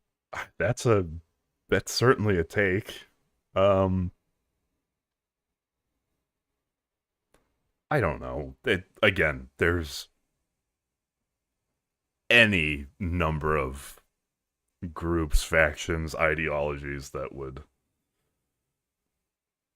Yeah, no, I'm aware he was very much against polygamy, but so are tons of people. I don't know if that's a big enough or active enough faction to do something like this, are they? I don't know if I've heard of a polygamy rights movement. This is what prosecutors could be seeking. It could be modified in some way, but at this point, this seems to fall in line with what the allegations are. Right. I mean, basically, the charges here are murder, illegal discharge of a firearm in public where he did it, and obstruction of justice, which I think means flight. And as you say, there are other possible crimes that might or might not be added later. And so let me read through this whole probable cause statement. And it says, I believe there is probable cause to charge the defendant with these charges. And I believe this is from an arresting officer, although I'll see at the end. Brian Davis, officer's name. This is in the county of Utah, state of Utah. Okay. I believe there is probable cause to charge the defendant with these charges because the following information was obtained by your affiant from police officers, multiple video recordings posted on social media websites, Utah Valley University campus surveillance cameras, and those who witnessed the incident. On September 10th, 2025, Charles James Kirk was at the Utah Valley University UVU campus in Orem, Utah for a political event. Mr. Kirk is a conservative political activist who was scheduled to speak at an event in the courtyard area on the UVU campus. The courtyard area is to the west of the Low C Center building. According to video recordings, Charles was wearing a white t-shirt and dark pants, sitting under a white canopy in a courtyard of the campus facing to the east. The event was attended by hundreds of individuals. Charles was surrounded by people with multiple individuals to his left. By the way, I'm number 3,000 in the world for Minesweeper. Fun fact. Right and rear and front of the canopy. Behind the canopy was a walkway used for access to various parts of the university. It doesn't seem like Charles was holding a microphone and speaking to a crowd. While speaking into the microphone, a loud gunshot was heard at approximately 12:23 hours, and Charles appeared to have been hit in the neck. Seek therapeutic help. Now, Trust me, brother. I because am in so much therapy. I kind of did a separate sidebar on this about there was speculation whether or not he was hit in the chest and it ricocheted into his neck, but here he says it's been hit in the neck.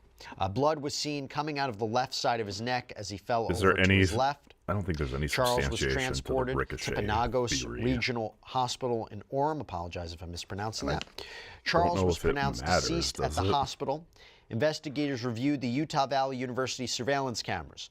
While reviewing the surveillance cameras, investigators observed an individual on the rooftop of the Low C Center building on the UVU campus at the time of the shooting. Hereafter, the unidentified individual will be referred to as suspect. Based on surveillance camera footage, suspect appears to be a white male with dark-colored hair, wearing a dark-colored hat, sunglasses, a long-sleeve black shirt. Oh yeah, did they ever with a picture of an identify what the American symbol flag was on and his an hat? eagle printed on the shirt, dark-colored jeans, and white-gray shoes with white-colored shoelaces. The shoes appear to be consistent with Chuck Taylor Converse-style shoes. We've been following this story from the beginning. And you know, one of the reasons that we can do this to really dive into these cases and stories is because of the amazing support that we get from our sponsors like Upside. Now, Upside is great. It is Everyone a go free purchase app 1 million that of gets cash these. back when you buy daily essentials. So I pump my gas, Whatever I can they use Upside. are. I go out to lunch, I can use Upside.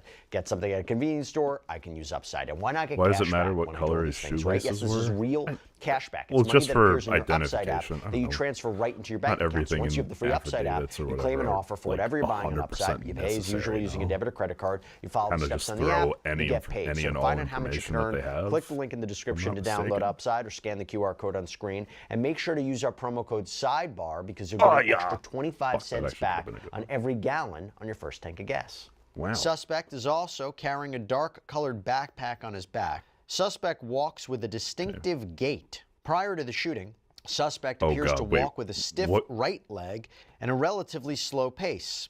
Suspect's Didn't they say ability that this to was bend his just right leg appears because to be he restricted. stuffed a gun down there? Investigators were able to track suspect's movements on the UVU campus starting at approximately 11:50 hours on September 10th, 2025. At approximately 11:50 hours, a UVU surveillance camera first captured suspect walking across a grassy area north of Campus Drive at approximately 800 West. By the way, we knew that there were surveillance footage, but now we're really getting this in depth. A suspect walked south through the parking lot and approached a pedestrian tunnel that runs underneath Campus Drive. Before entering the tunnel, suspect paused at the top of the stairs and pulled out what appeared to be a cell phone from his right pocket using his right hand at approximately 11:53 hours. Suspect eventually put what appeared to be a cell phone back in his right pants pocket using his right hand. Surveillance captured suspect making his way toward the Low C Center.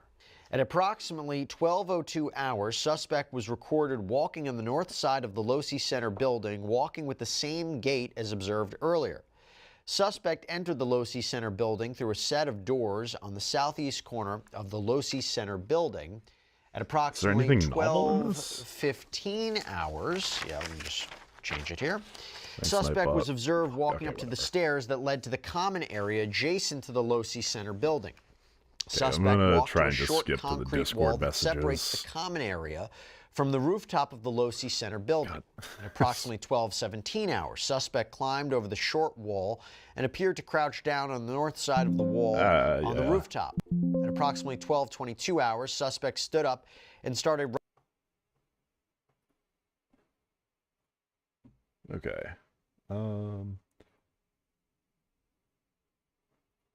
Let's start here. Investigators identified an individual as the roommate of Robinson.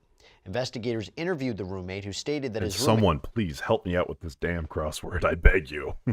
referring to Robinson, made a joke on Discord. Investigators asked if he would show them the messages on Discord. He opened it and showed several messages to investigators and allowed investigators to take photos of the screen as each message was shown by Robinson's roommate. These photos consisted of various messages, including content of messages between the phone contact named Tyler with an emoji icon, Robinson's roommate's device. The content of these messages, I'm changing here, the content of these messages included messages affiliated with the contact, Tyler's. I did not follow the Diddy case at all.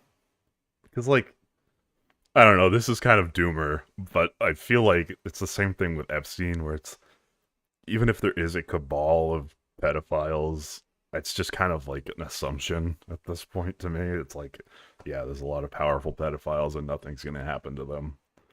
It's doomer, but I don't know. I don't foresee anything happening. Stating a need to retrieve a rifle from a drop point, leaving the rifle in a bush, messages related to visually watching the area where a rifle was left, and a message referring to having left the rifle wrapped in a towel. The messages also refer to engraving bullets and a mention of a scope and the rifle being unique. Messages from the contact Tyler also mention that he had changed outfits. Based on the evidence detailed in this statement, I believe there is probable cause that Tyler Robinson committed the crimes of aggravated murder by shooting Charlie Kirk in a circumstance that put many around him at grave risk of death, felony discharge of a firearm. Well, it already did. I mean, it was Massey and Marjorie Taylor Greene were the only ones I thought that were actually pushing to get the files released on the Republican side. And then there was, oh my god. Sorry, okay, little side tangent. Okay, we're not gonna watch, not sure. I'm not gonna watch Kalinske.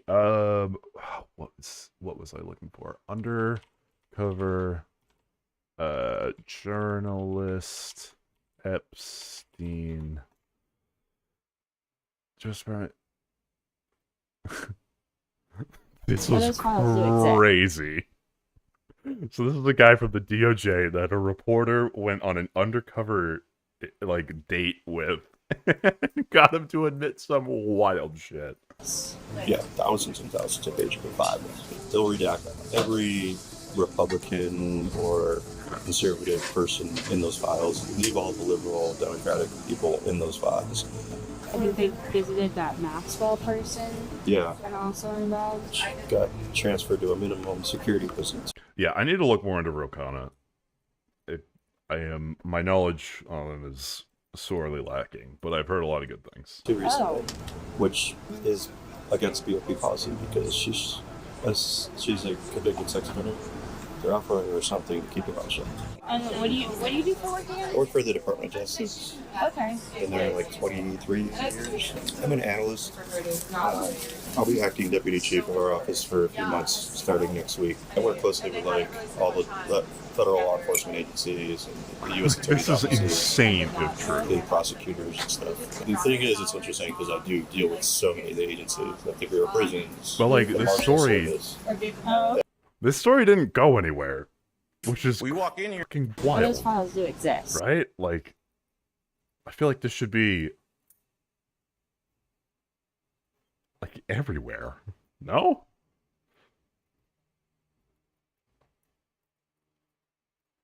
Yeah, it's fucking crazy. If true. Also, this being true, not surprised, but damn. Firearm and obstruction of justice for moving and hiding the rifle believed to have been used in the shooting. Okay, first thing I want to go through here, Rich, now you see why he's being charged with aggravated murder. There's an enhancement statute that's listed. They're basically saying that the reason that you can get this as, I believe, a capital offense, right, the highest offense in Utah, would be this was amounted to a danger to others in that crowd, even though there was only one shot fired at Charlie Kirk.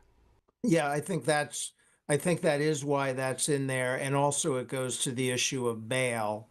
There might be other ways to enhance this in terms of the capital nature of the crime. I'd have to look at the particular statute at issue, but the fact that it seems to have been politically motivated might be pertinent as well.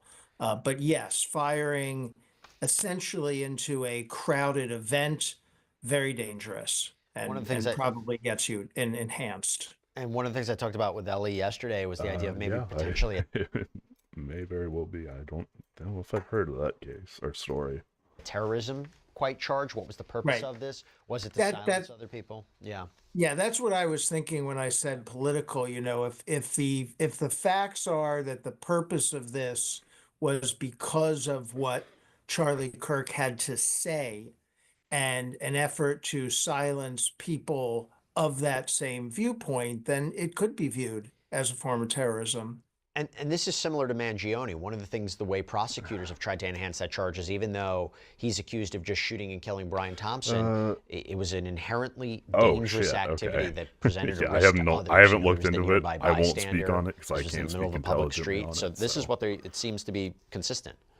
Yeah, I've been thinking a lot about how this is similar to Mangione, and I've been thinking about all of the people who support Mangione because they didn't like the person he allegedly shot. And I've been thinking that this is where that line of thinking gets you. It gets more people killed. And are you also thinking about potentially jury nullification? If this advances towards formal charges and this advances towards a jury trial, whether or not it will be difficult to get a jury because of, unfortunately, I mean, just look at what we're seeing online right now about people kind of, you know, I don't know what the word is, minimizing the idea that a human being was shot in cold blood. Yeah, there's some of that online, but my thinking is you have a lot better chance of getting jury nullification where the victim was the CEO of an insurance company than where the victim was a young, famous advocate. Even though there are a lot of people who didn't like his advocacy, I find it hard to believe you would get a jury nullification in that case. I mean, I hope very much you don't, of course. And when we talk about that, is basically a jury decides the case not based on the facts of the evidence, but their own personal opinions, their emotions. Yeah. And it does become a question of jury selection, too, about how you get a fair and impartial jury. We are going a little down the road here because one of the things I just, you know, this amplifies it, too, and there's a couple more documents I want to get to, but it amplifies people stepped up, right? They reported this to police. You have an alleged confession. Not only are you talking about particularly important witnesses during this. Okay, so there's nothing like too much about the roommate other than that one. Again, I don't know. If I knew more about it, I'd talk on it. I don't want to like talk out of my ass.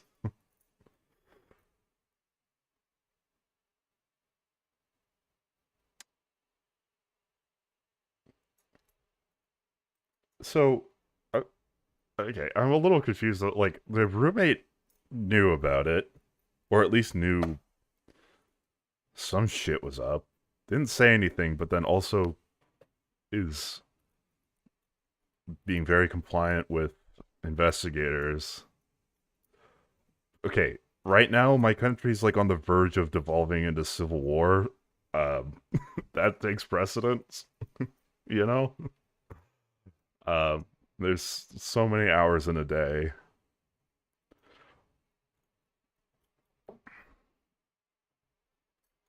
And this is kind of top of mind at the moment.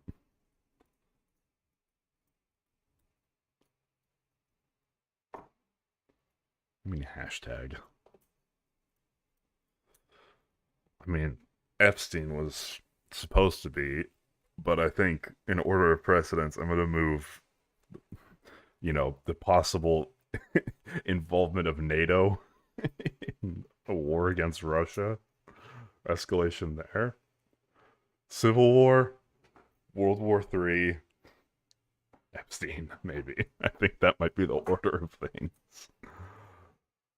Oh, man. Like, I'm sure there's people to watch that are much more,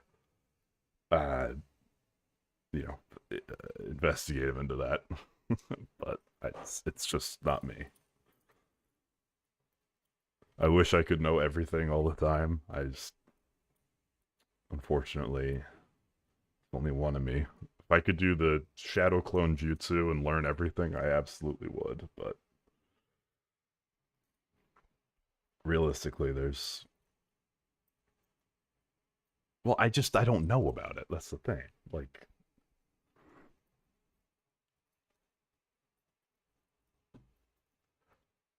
and like, undercover stings aren't, it just doesn't, at least on an initial observation, seem to trump other things. Maybe it could be number 4, but we're barely even past number 1, at least on the docket right now. So I don't know. I'll I'll look into it, but I'm sorry. This is still insane. I can't get over this.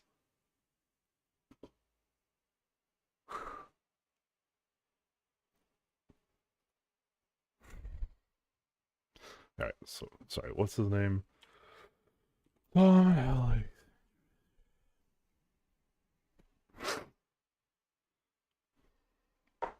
All right. Last week, Tom, YouTube chat, what's up? You're literally the only person in YouTube chat.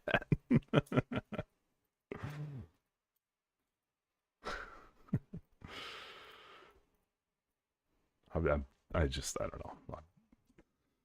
Was arrested in Nevada. Internet crimes against children joint operation. He was booked into the Henderson Detention Center. This important multi-agency operation targeted sex predators preyed on most vulnerable members of our communities as a result of this operation. Okay. That's the first thing that comes up in regards to that.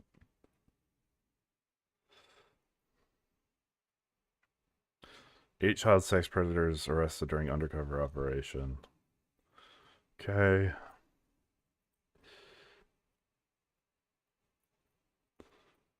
Represented by prominent Las Vegas attorney. Okay. So they arrested a bunch of these guys in a sting, and then this guy got let out? Is that the... and like swept under the rug?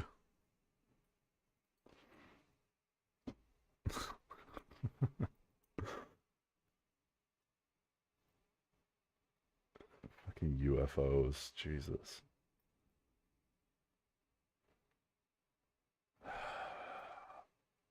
What else is... I mean...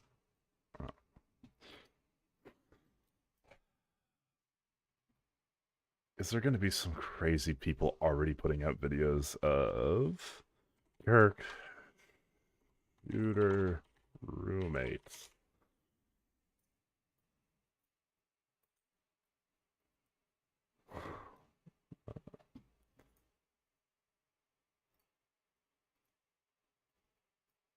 Speaks out? Is there a statement on this from the roommate? Life on Mars confirmed this week. Oh yeah, I forgot about that. Wait, yeah, true. Life on Mars. Not Marks. Yeah, didn't they discover some markings on a rock that said that like indicated that there was some life form?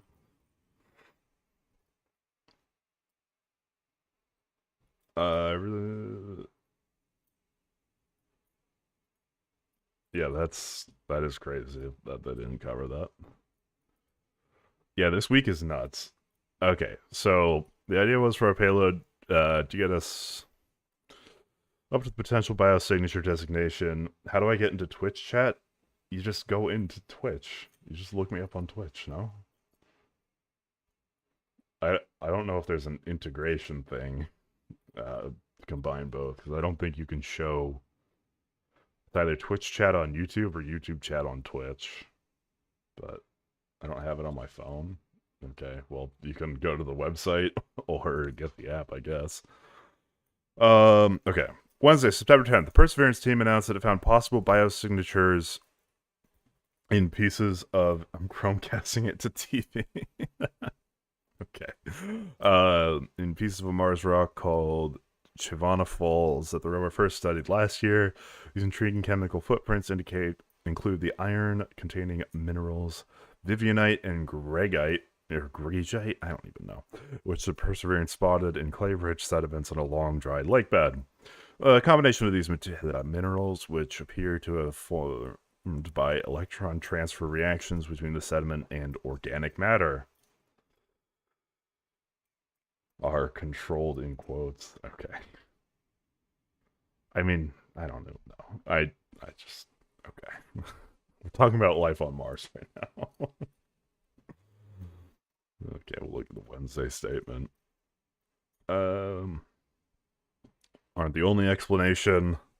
They can also form via geological processes.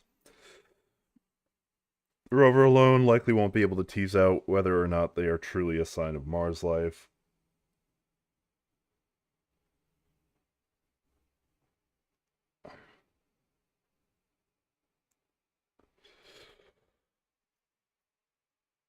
So they're saying it's... they found minerals in a rock, and the plot thickens. Is there any new thing on this? That's nuts. If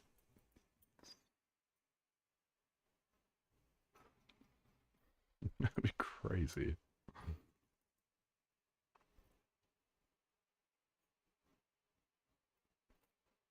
I like how this didn't even break into the news cycle beyond, like, this. I think I saw this on TikTok, but other than that, not a whole lot. Basically, okay, well, yeah, I guess absence of a thing isn't, or what, I forget how it's phrased, but just because there's not currently an alternative explanation doesn't mean, yeah, no, and I'm sure, but and again, it's only been a couple days. I'm sure they'll keep trying to find some alternate explanation, which they should. But if they can't, then that would be crazy. But how would they go about verifying that this was caused by life? Is there like a specific method in which you can test if it was life?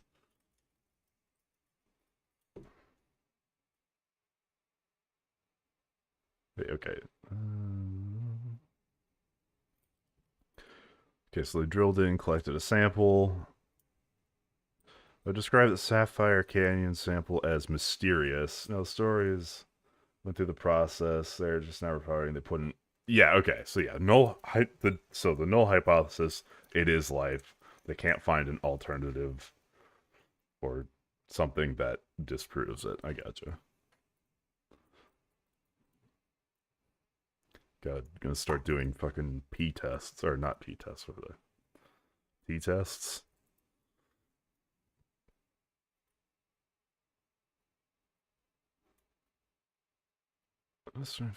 So...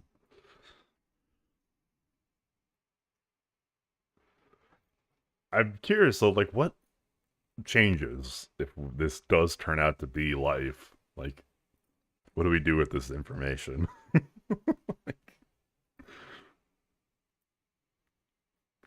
I feel like knowing that there's extraterrestrial life, but it's microbes on Mars, isn't really gonna do much. Like, that's groundbreaking news, but then we're confronted with the thought of, oh shit, wait, it wasn't like green aliens coming down to talk to us, so why do we care?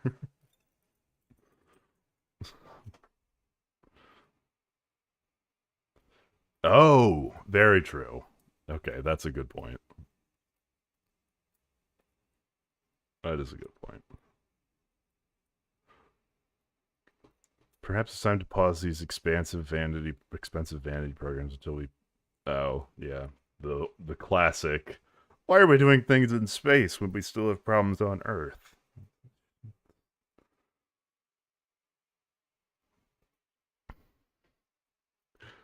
So I didn't realize you had to 100% life on Earth first before you could even start to look into space. Jesus. Good for, like, the soul of the world and the country to look into space, because people love that shit. I could definitely see that happening. Mars Casino, true. What I'm thinking...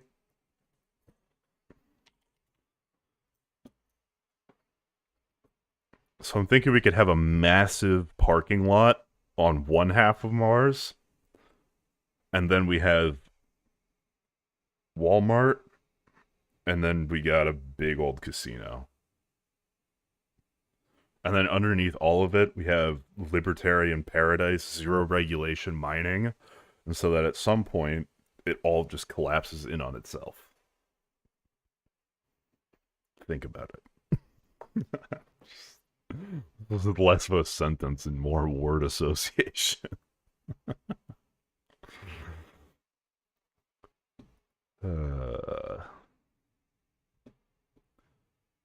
Alright, protests in Georgia. Does anyone have the spark notes on that? Oh, wait, actually this might be interesting. I'm going to... So, for the uninitiated, Israel struck Qatar without our knowledge or consent. And that's probably not good. Especially because they didn't even get the Hamas guys. To get a much better understanding of what their plans are moving forward. What's happened has happened. Obviously, we were not happy about it. The president was not happy about it. Now we need to move forward and figure out what comes next. Because at the end of the day, when... Wow, that sounds like an intense punishment. All is said and done, there... Well, because Trump said he didn't know about it. And also, I feel like we have a ton of strategic interests in Qatar, and this really wouldn't be a good move from us. And Trump's... Well, yes, okay. Well, there's also... It's against our interests for them to have done this. And there's speculation. Now, obviously, I'm not in the military. But, like, speculation that the flight path for the, like, planes and missiles that they chose intentionally avoided U.S. detection. So I think it was kind of, they were in the air, they were already doing it. They called us up and like, hey, we're doing this, by the way. Then we called Qatar, like, as it's happening. So that seems to be the order of events. But I think, given prior knowledge, we would have been like, please don't fucking do this. I don't know, because we struck deals between Israel, Qatar, and ourselves of like, hey, let's have a place where we can negotiate and keep these guys outside of the Gaza Strip. And that was kind of like the point of having them there, and not bombing them was part of that condition. So it just doesn't seem like something that is conducive to moving things forward, I guess. I don't know. I would like to think the U.S. would have said not a fucking chance if they were asked for permission. Now, do I have full faith in that? Obviously not, but... yeah. So we'll watch the... There's still a group... We can watch a video on Trump, if he's having strokes or not. Called Hamas, which is an evil group that still has weapons and is terrorizing There are still 48 hostages that deserve to be released immediately, all at once. And there is still the hard work ahead of, once this ends, of rebuilding Gaza in a way that provides people the quality of life that they all want. And who's going to do that? Who's going to pay for it? Who's going to be in charge of it? So all that work's still there to be done. All that still needs to be. This is fucking nothing. Thanks, Rubio. People had hope that you'd be at least a normal human being. You fucking loser. What about the situation? Well, there's oil. Israel's a strategic partner in the Middle East, but they're no longer our sole strategic partner. Having the intelligence hub that is Israel in the Middle East is helpful to us. The strike on Iran is helpful to our interests. Now, them antagonizing their neighbors to the point where their neighbors are not happy with us is not good. Yeah, so, well, that's the thing. I think there's going to be some reckoning that Israel has to do. It's like, okay, the U.S. is now on better terms with Qatar, potentially Syria, and the Saudi Arabia. Like, we can't overplay our hand. Okay, look, Iran is not friendly to the U.S. Iran does not want the U.S. Somaliland? True. Although, is there any, like, progress on recognizing Somaliland as a separate place?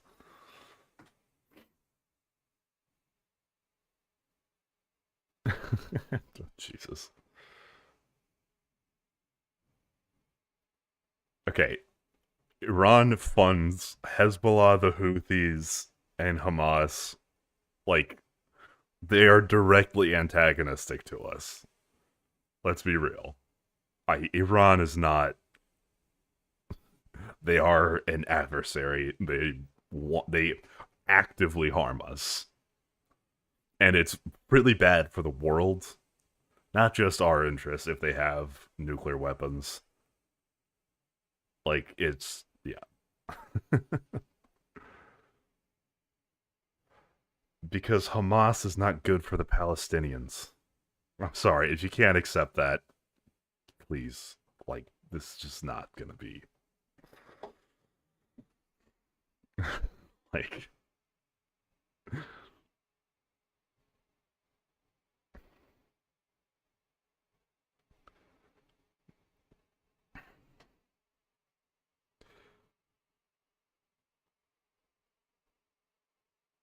Okay, dude. Okay, no, I'm not doing Hamas apology in here.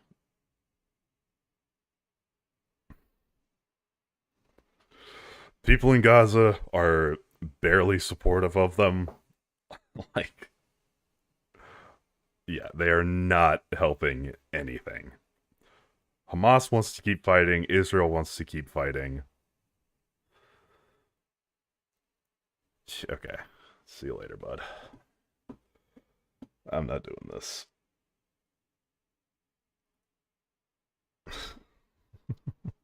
Just...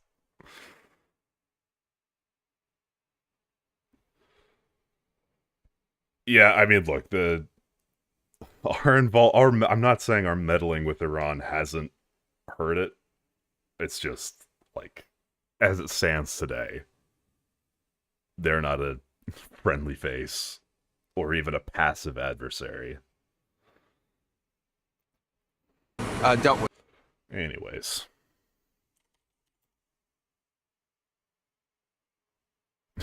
I would say... What the fuck did I do? Gavin Newsom seems to be the most likely for the presidential pick going forward. Stroke analysis. I thought someone made a video on this. Is there a doctor that's talked about this?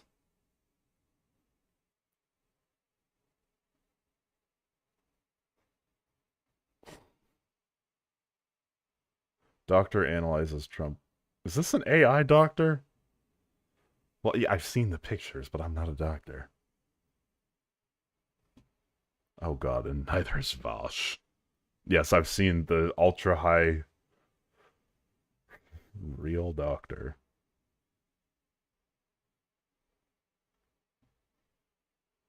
I've seen the 4K images of it. I don't trust this. Is this guy? Okay, hold on. Sorry. Is this guy AI? Like, yeah, right? Out of the blue. For nearly half of all. Well, you can, like, not all strokes are the same. You can have a small stroke. And, you know, he is the president. He's got probably the best medical care in the world. Like, yeah, there are many strokes. That does happen. And the fact that they hid him from the public eye, like, that's RFK.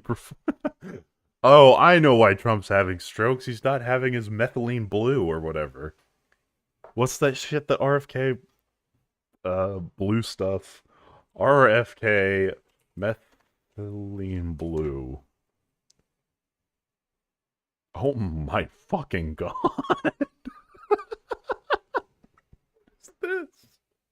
What is this thumbnail?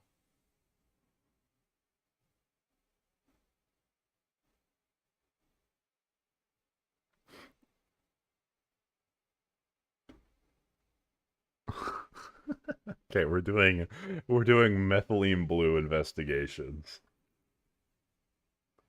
Oh, that's a good. Yeah, we could do more. Whatever. Color invokes I recognize this guy from something. I just do not remember what. a visceral reaction in humans. We're very used to hues and tones that are commonly found in nature. Bro's putting the blue We pay in. strict attention to atypical colors. Yeah, also, I should be more clear. I'm going to be a lot stricter about moderation. I'm not doing far left. I'm not having MAGA in here. It's not happening. And one of these colors is the color blue. And if a human, or any part of a human, is blue, then instinctively we know that something is wrong.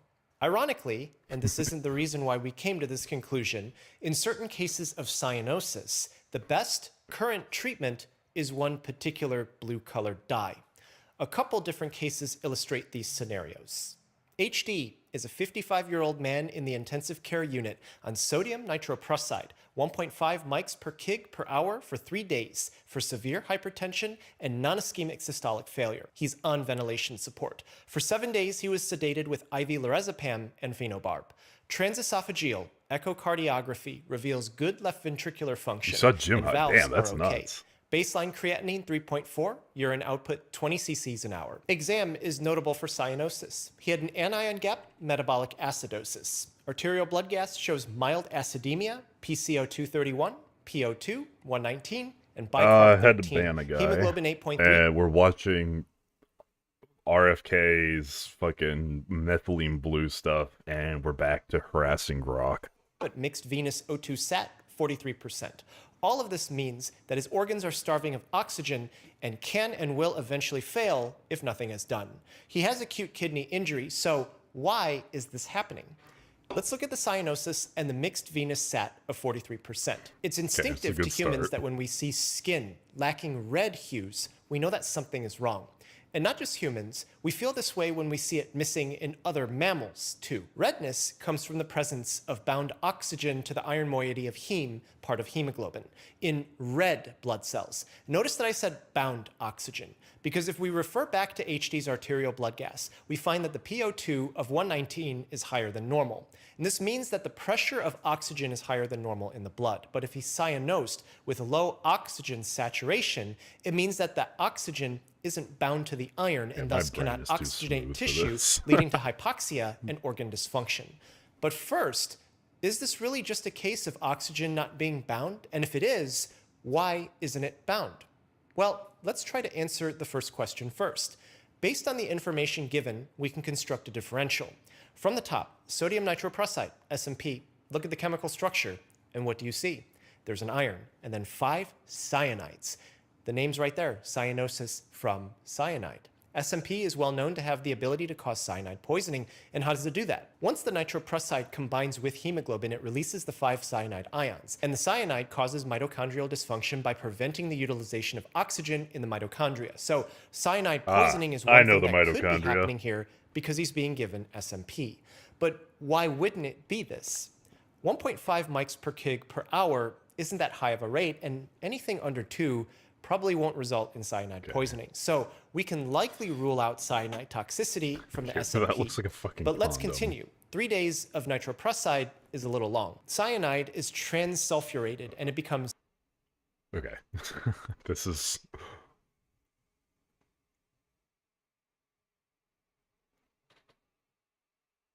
This is a podcast. This is a minute long. Whatever, we'll do this. Methylene blue, amazing or potentially harming you?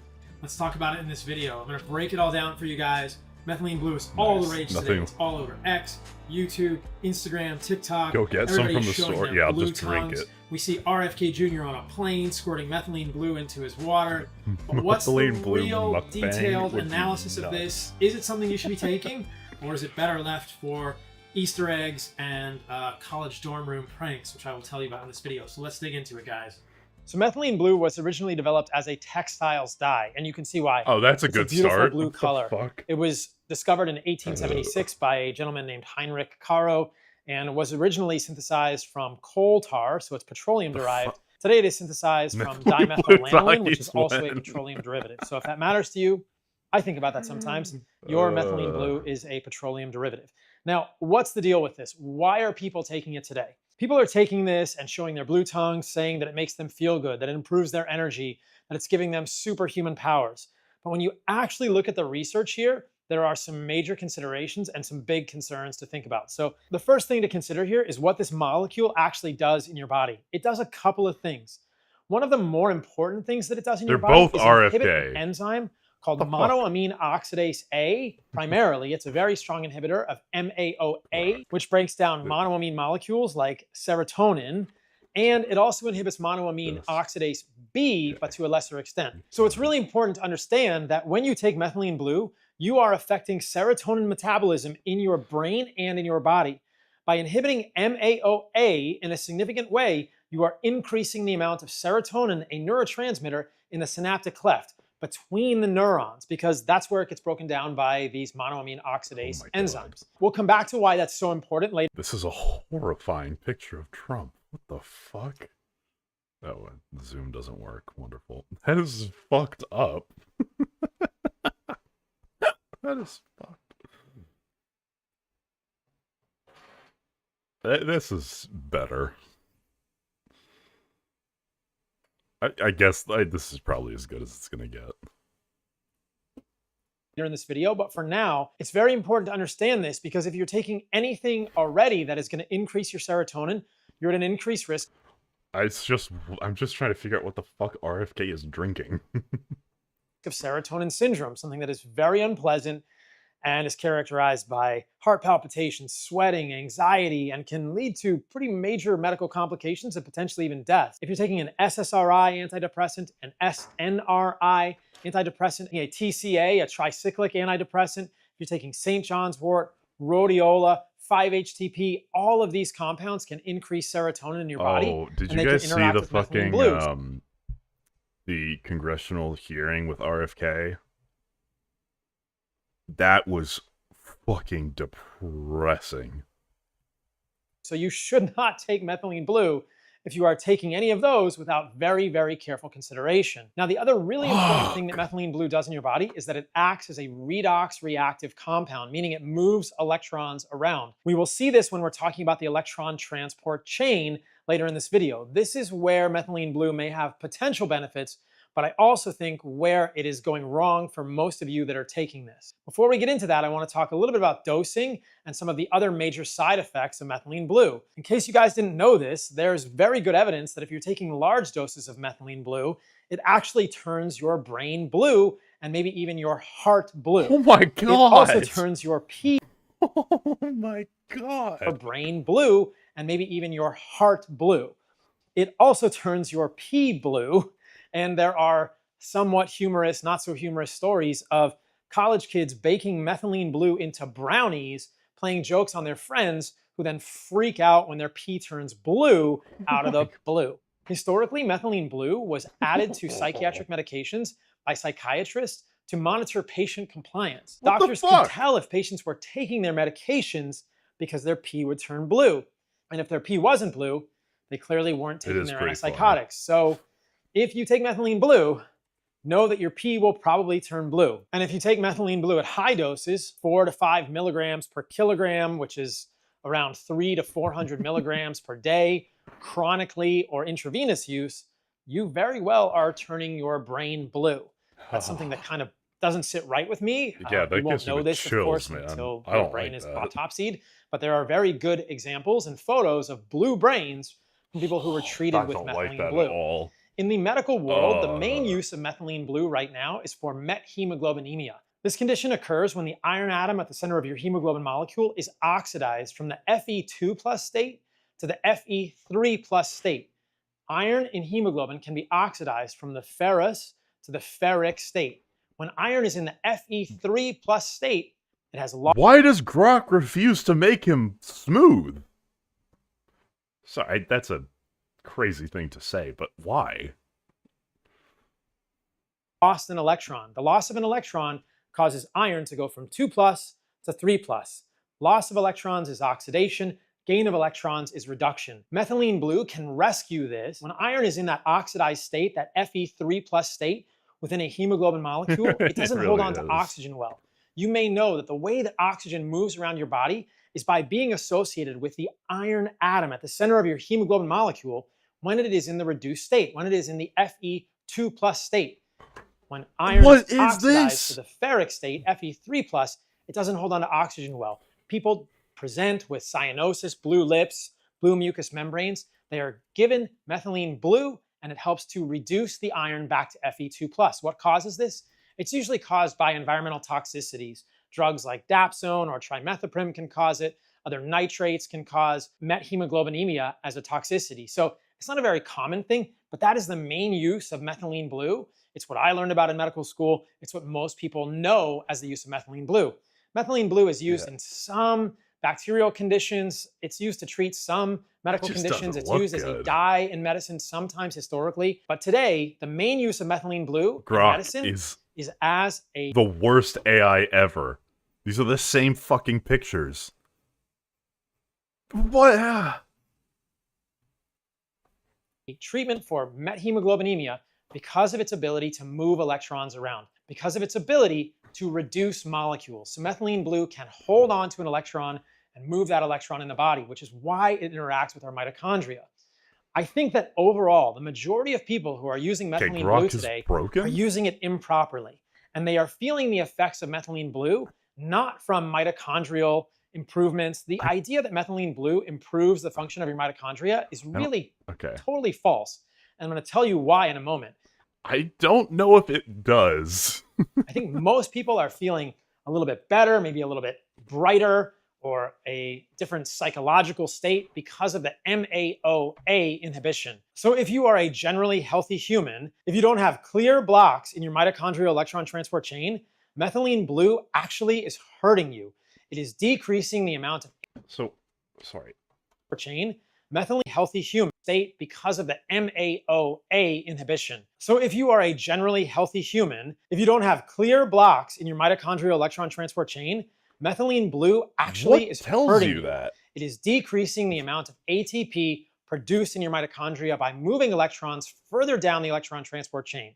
So in order to understand this, we have to talk about the mitochondrial electron transport chain for just one moment. I'll try and make it as simple as possible. Mitochondria are little subcellular organelles, probably the result of bacterial incorporation in fact, into the eukaryotic powerhouse. cells billions of years ago. They reside in almost every cell in your body. Red blood cells don't have mitochondria, but most other cells in your body do. This is where your energy gets produced. When you eat food, that food at a very high level he's is not a gonna source say of it, is he? electrons. Those electrons get into your cells in molecules like glucose or proteins or fats, where they are broken down. The breakdown products of those macronutrients are then moved through your biochemistry. Some ATP, which is the main energy currency of the body, is produced before the electron transport chain in your mitochondria. But the majority of the energy, the majority of the ATP, the adenosine triphosphate that is used to run all of the cellular processes Yeah, in your I know, body, right? comes Yes, the irony's not lost on me. But I'm not pretending it's healthy. That's the difference. from the mitochondrial electron transport chain. And in this chain, electrons, either from NADH or FADH2, are passed through the electron transport chain, causing protons to move from the inner mitochondrial space to the intermembrane space of the mitochondria. Protons then move down their concentration gradient through a microscopic motor in the mitochondria known as an ATP motor. It actually spins and has 40 times the torque of a diesel engine when you can account for the size of this little ATP motor. And as the protons move down the concentration gradient in that motor, they make ATP. ATP is the energy currency of your body. So the movement of electrons down the mitochondrial electron transport chain is what creates the proton gradient necessary for energy in your body. This is relevant to methylene. Yeah, I was gonna say, yeah, whatever this is, I don't know if RFK has it, but then I thought about it. RFK probably has, like, everything. So, maybe this is good for him? I don't know. Or maybe he saw it on a fucking Alex Jones supplement list, and he was like, yep, I need that.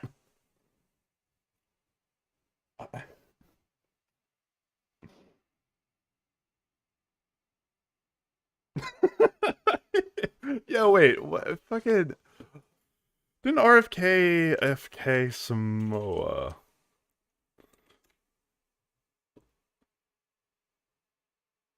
didn't he kill a bunch of people?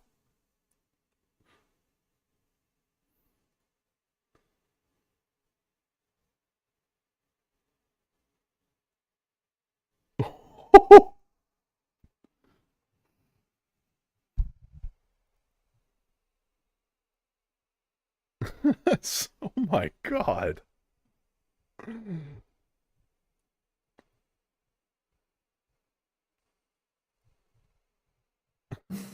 Thank you, Mr. Chairman. So, Mr. Kennedy, I wanted to ask about your role in the 2019 measles outbreak in Samoa. In July 2018, 2 children died immediately after receiving a measles vaccine that nurses had mistakenly mixed with a muscle relaxant. The nurses get charged with manslaughter, but vaccination rates go down. I asked you about this in my office. You told me flatly that your visit to Samoa had nothing to do with vaccinations. We now know that's not true. I have the documentation. You met with the Prime Minister. You talked about vaccinations. You met with an anti-vaccine influencer who described the meeting as, quote, profoundly monumental for this movement. So what happens? Vaccinations go down, there's a measles outbreak, and children start dying. But you double down. You didn't give up.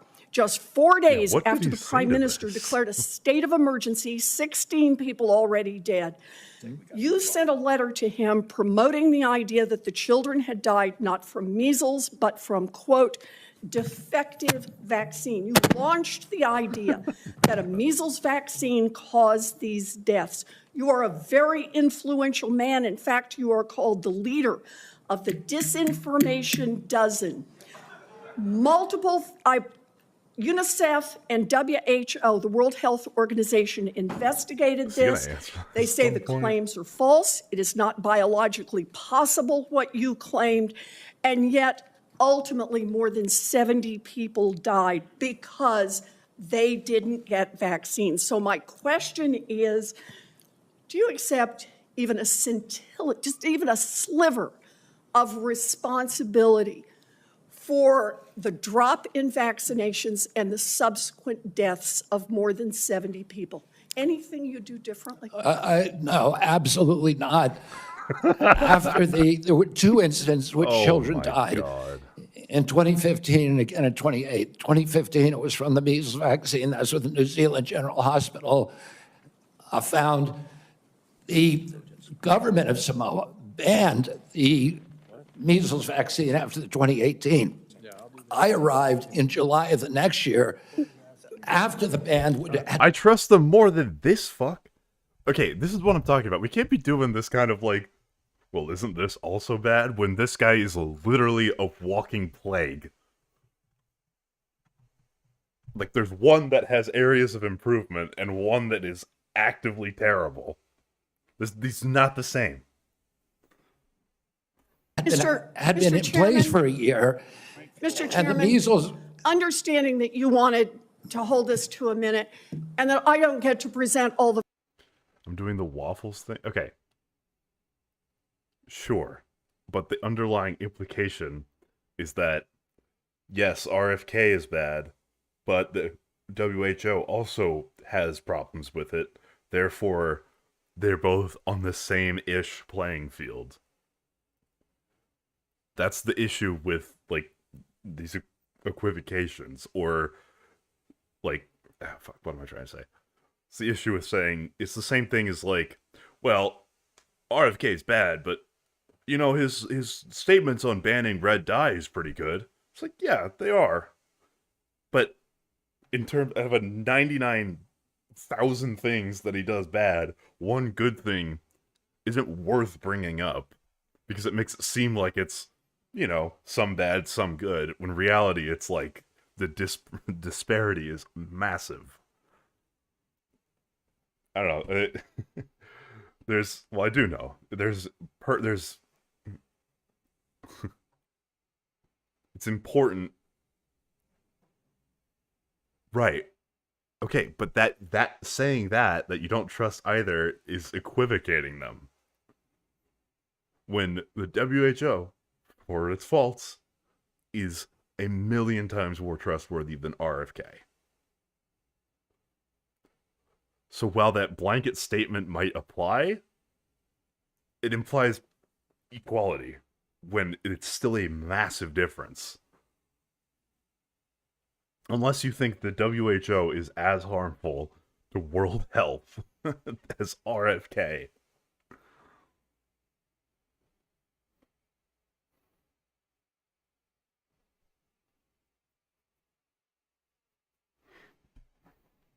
The facts and documentation I've got. How about if we just decide to make entries for the record on exactly what the record shows about Mr. Kennedy's? Because saying you don't trust either implies that they're the same.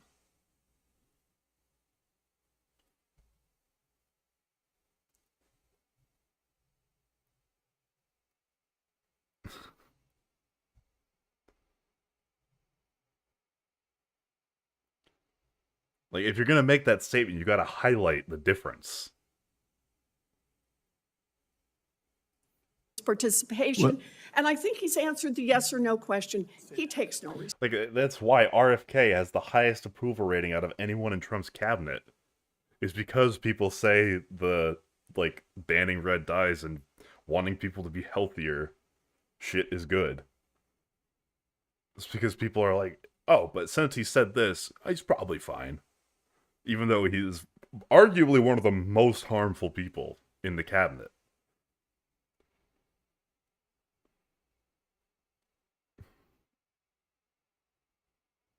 Yeah, it blurs the line and blurs the reality of how harmful he is. No, I'm trying to get across a very important point of the using the appropriate severity to language, because that's how we end up with people like RFK. Senator Warren, we will do that. And Mr. Kennedy, and to all the senators, every senator knows that following this hearing, they will be able to ask you questions off the record, and you will be able to put answers back onto the record. So please give that answer. I apologize that we're shutting you off for giving a full response right now.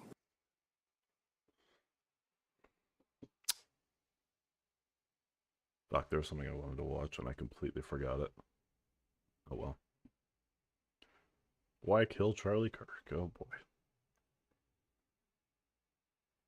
Oh yeah. I wanted to watch.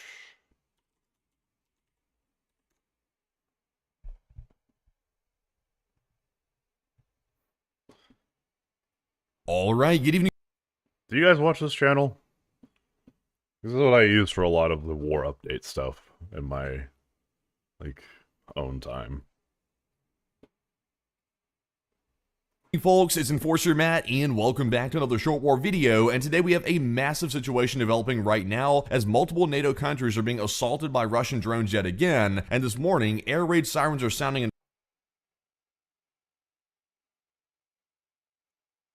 No, okay. We can, I'm saying you should do that. You should add that extra thing. I don't, being more wordy is one way to put it, but being more accurate and precise is another. It's not policing your language. I'm just saying what you're saying isn't reflecting the, truth of the matter.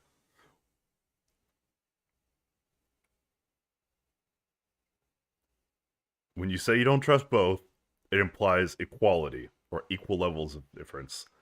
It is important, if you believe that there are differences in the levels of distrust, that you highlight that. Because these blurry equivalency, or whatever the fuck, are how, again, people like Trump, RFK, thrive. Is the one good thing amongst the sea of bad being the same as two bad things amongst the sea of good. If you equivocate that, you're gonna get more RFKs and more fucking measles and shit. It's not policing language. It's letting you know how what you say is being heard and perceived. Poland as officials issue civil warnings to the population to seek shelter as Russian drones are believed to have entered Polish airspace for the second time in mere days. Meanwhile, Romania is also sending out emergency alerts as a Russian drone has been tracked entering their airspace as F-16s rapidly scramble to shoot them down. Meanwhile, Russia's escalating the Zapad 2025 military exercises rapidly as they deploy short-range ballistic missiles near the Polish border, which appear to be armed and ready to fire right inside of Kaliningrad. And we also have news about the NATO counteroperation currently underway to defend the NATO front lines. So it seems like today things have taken a sharp turn for the worst, which is something we were fearing the most. So let's jump right into our first article, which goes to 5 News. And right now, this is our biggest story of the day. We can see that air raid sirens are sounding in the city of Chelm, which is in eastern Poland, as Russian drones are reported in the vicinity of the Polish-Ukrainian border. So this is air raid alerts going off right now inside of Poland, a NATO country, and we're seeing this for one of the first times. And remember, they just got attacked 2 days ago by Russia by multiple drones. It's believed to be 19 or more drones that attacked Poland the other day, and right now we're seeing air raid sirens going off yet again in Poland. So it looks like the NATO inaction has generally emboldened Putin to go even further here, and we're seeing that today. So let's take a look at the video. And there you have it, air raid sirens right now in eastern Poland. We're seeing this today, this morning, as a result of drones that are believed to have gone maybe into Polish airspace, or they severely... You think Trump's gonna... fucking World War III starts, and Trump's like, oh fuck, this didn't happen under Biden? How am I gonna spin this under Biden? When he's the one that's, created the opportunity for Putin to do this because he's so weak with NATO. Oh my god. That's why he doesn't want to acknowledge that this is happening. Whenever he's asked questions, he's like, I don't know, maybe it was a mistake, I don't know. World War III starts under Trump and he's gonna try and pin it on Biden somehow. Oh my god. threaten Polish airspace. But whatever the case is, the F-16s were deployed once again in the Polish airspace, and they were designed to shoot these things down that might have been coming into the area. So right now, we do not know for a fact if Russian drones truly went into Polish airspace, but air raid sirens were seen going off this morning. That is also true. There's so much bad about this. But I'm saying, like, rhetorically, it's insane that he's accusing Biden of starting everything when this is almost like a one-to-one pathway of the U.S. is less of a part of NATO now. We're weaker with NATO. Like, we're weaker in our support of NATO. And now Putin is seeing how far he can push the limits of invading or violating the territory of NATO countries. Like, that's a one-to-one. The weakest president we've ever had. As this was occurring. So very big news right there. But jumping into our next article here, this one goes to BNO News Live. And in the midst of the air raid sirens going off, we also saw emergency alerts being sent to residents in parts of eastern Poland, and it said in English, warning, threat of an air attack, exercise special caution, follow the instructions of the authorities, and await further announcements. And right here you can see, there was the message sent out to citizens in eastern Poland this morning, and also that was happening at the exact same time the air raid sirens were going off as well. So it looks like Poland is taking these potential incursions very seriously now, and they're starting to send out these warnings as a part of their defensive operations against the. Like, if you're really gonna start fucking with NATO countries, Poland is the most is like chomping at the bit to fuck them up. I don't know. What do we think? Does Poland just say, you know what, fuck you guys, and start annihilating Russia? What do you think? Drones. So also very big news. But jumping to our next post here, this one goes to AZ Intel. And we do get some more information about this alleged drone incursion in Poland, and we can see that Poland has canceled an emergency alert near its Ukrainian border after a brief activation of the sirens, which is the first such instance of that, which is why it's so historic and why that video was so important to watch. It also remains unclear if Russian drones entered Polish airspace, according to what we're hearing right now. So that is what I mentioned earlier. Right now we're waiting for confirmation if these drones actually entered Polish airspace. Right now the Polish are kind of keeping that down low, and we don't know that right now. But the fact they issued the sirens, they also issued the emergency alerts, I would say the odds are somewhat decent that a drone might have entered their airspace. And also, after you see our next article in just a minute, I think your odds of that are going to go up tremendously. Because moving into our next post here, this one goes to AZ Intel once again, and we've also heard that while Poland's issuing alerts, authorities in northern Romania are issuing shelter-in-place orders as well. The highest propensity to just let something slide. I feel like Poland's been building up their military. They've kind of been like, we had a whole like 2-hour segment on how much Poland's been building up and how much they're like ready for a fight. Jesus. Yeah, I mean, I don't know. This is wild shit. Oh my god, dude, that sounds brutal.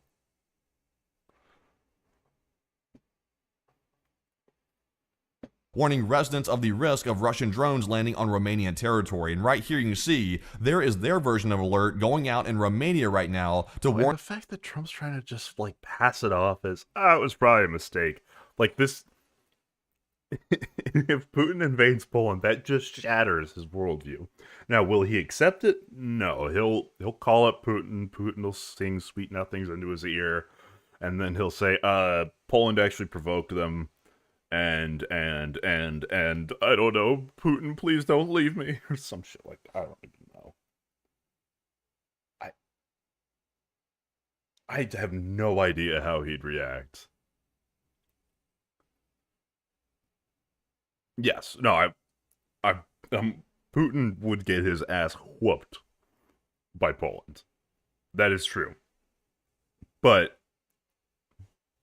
that is like a call for NATO to step the fuck up and, you know, enforce our treaty and show that we're not fucking around.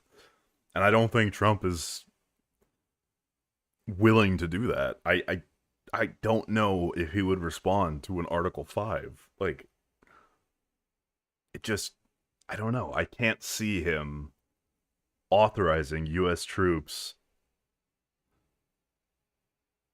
to like actually go and fight Russian troops. I don't. Given that he won't even support Ukraine, like, man, we've been battling Russia via proxy since forever. Like, that's just kind of modus operandi. Like, you can't even do that. That's like, I don't know, man. God, can I hide this? This fucking nuts.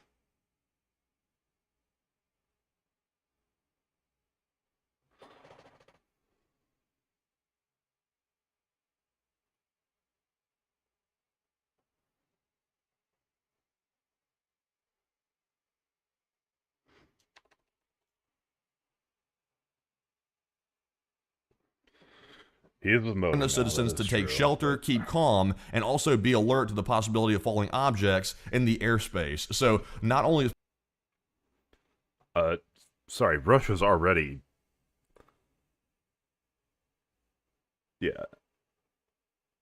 Well, Russia and China are already like kind of, they're not like friends, but there's kind of an understanding that they're both adversarial to the U.S. and want to challenge U.S. influence in the world.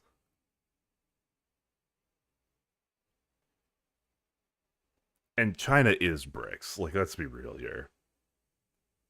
Like, I think we forget that Russia doesn't have the power.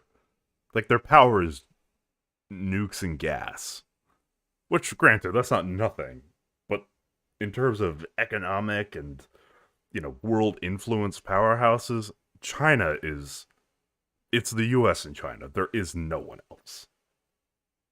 India could be if they started expanding more globally, their, like, influence. But it like, centers of power, it is the US and China.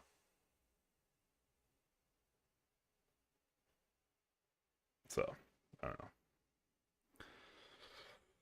don't know. I cannot see a world where China like gives troops to support Russian expansion. Yeah, I mean, we'll have to put together a whole timeline of the U.S. We could probably dedicate a stream or two to that. Once we figure out whether or not there's going to be a civil war and a world war, we can do that. Because, like, I've been working a lot on, like, bolstering political theory. Where is it? So, like, I'm trying to map out, like, the main political factions, what has people win. That, I don't know. So there's the new version of communists, social democrats, liberals, which is Dems, centrist Dems, true independents, single issue voters, charisma voters, which is just people that'll vote for the most charismatic candidate. Then you've got Republican binary voters. They say they're independents, but in reality, they'll only vote one of two ways. Either they won't vote, or they'll vote Republican if they like them enough. The neocons, standard Republicans, MAGAs, your autocrat, like isolationist types, evangelicals, and neo-Nazis. These guys don't vote. These guys sometimes vote. Yeah, I don't know. I'm trying to map out the entire political landscape in a way that I can just have as like a, okay, this is the going theory, can be edited.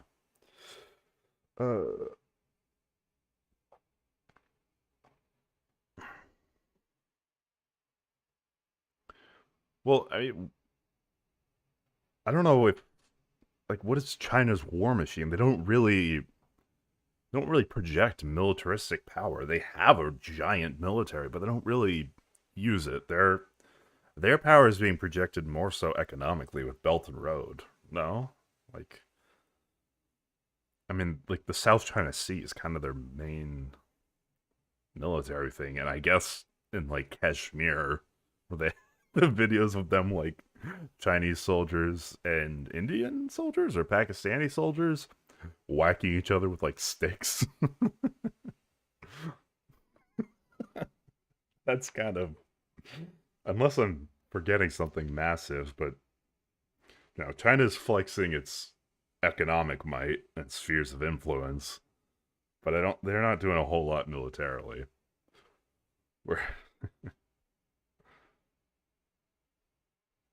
And BRICS ain't nothing like NATO. Like a functioning NATO with the US at its heart is way more important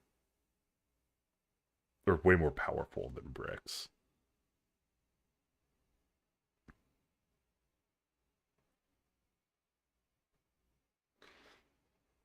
Yeah, no, I've heard that a lot. But they think in decades. Yeah, they have really no reason to start a war. They've got a ton of resources.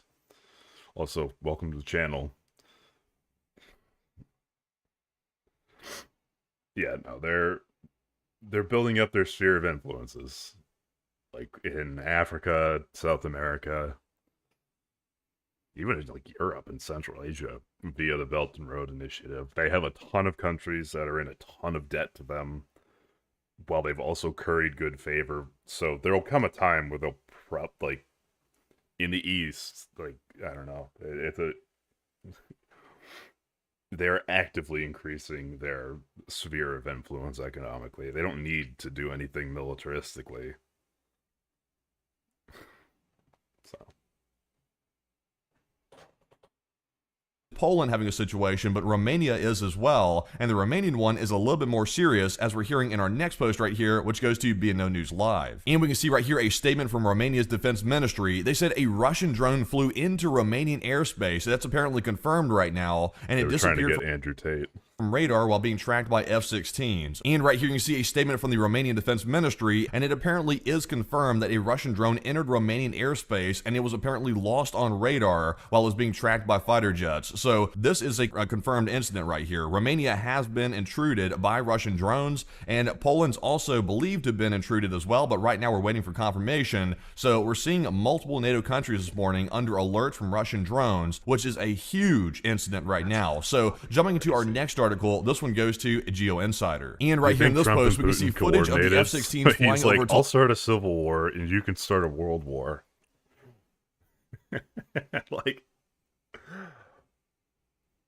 it's not accidental, right? The timing is not like you would think that with the status of the Russian economy and the barely holding on war machine, that picking a fight with NATO wouldn't be their best interest, but also they're watching the situation unravel in the US.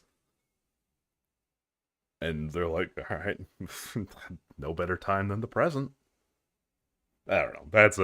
That's speculative, obviously, but it is crazy that a couple days after people are calling for civil war in the US, you have Russia picking a fight with NATO. Like, fuck my Chungus world, man. What is happening? I don't know. What do you guys think happens over the next year, 2 years? Olsia County, which is in Romania, and patrolling the skies after a Russian... This is like Doomer Dora. What do you think happens with World War III? Can you identify the NATO borders? Russian drone recently breached Romanian airspace. So we actually have video evidence here showing the F-16 response to the drone incursion by Russia. So let's take a look at the video and see them flying over. And there you can see there's the F-16 flying over. And this is Tulcea County in Romania, a NATO country. So as you can see, it looks like families trying to enjoy their day here in a NATO country, which is Romania, and now they have F-16s flying right over their head as Russia is threatening their entire security of their entire country. So we are living in a rough state right now, and it looks like the escalations are jumping up dramatically that we're seeing right now. So that is the big news right now coming out of Romania, but also we have more information here in our next post, which goes to Max 25. And we can see right here that Romanian F-16s apparently did not eliminate the Russian drone, according to some information we have, and the fighter jets were tracking it 20 kilometers south southwest of Siali Vechi when it disappeared from radar, and the military said that the drone did not fly over populated areas and did not pose an immediate threat to the safety of the Romanian population. But right now, that remains to be seen, because we saw F-16s flying over what appeared to be some type of carnival or fair or something like that. It could be possible the F-16 was simply heading to the interception site. That's possible as well, but right now, we are not really sure of the exact details of this, but we did see here that apparently the F-16s in Romania did not shoot down these drones, which brings me back to another concerning point. It appears to be that multiple NATO countries right on the front lines with Russia does not have effective ways to shoot down these drones, which are Shahed Iranian drones. There's apparently no way to shoot them down effectively because it looks like we're failing to shoot them down as they're coming in. So a massive security failure right here by NATO forces, and this needs to be addressed rapidly because it looks like Russia is escalating faster than we. I don't think Big Daddy China wants. Yeah, I'd say that's fair. I think that's a decent read on things. I don't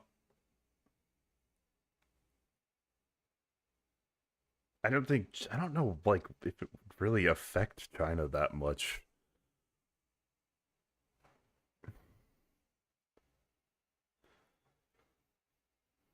I mean, like, what's that meme? It's literally, it's this all the time. Xi Jinping, do nothing, win.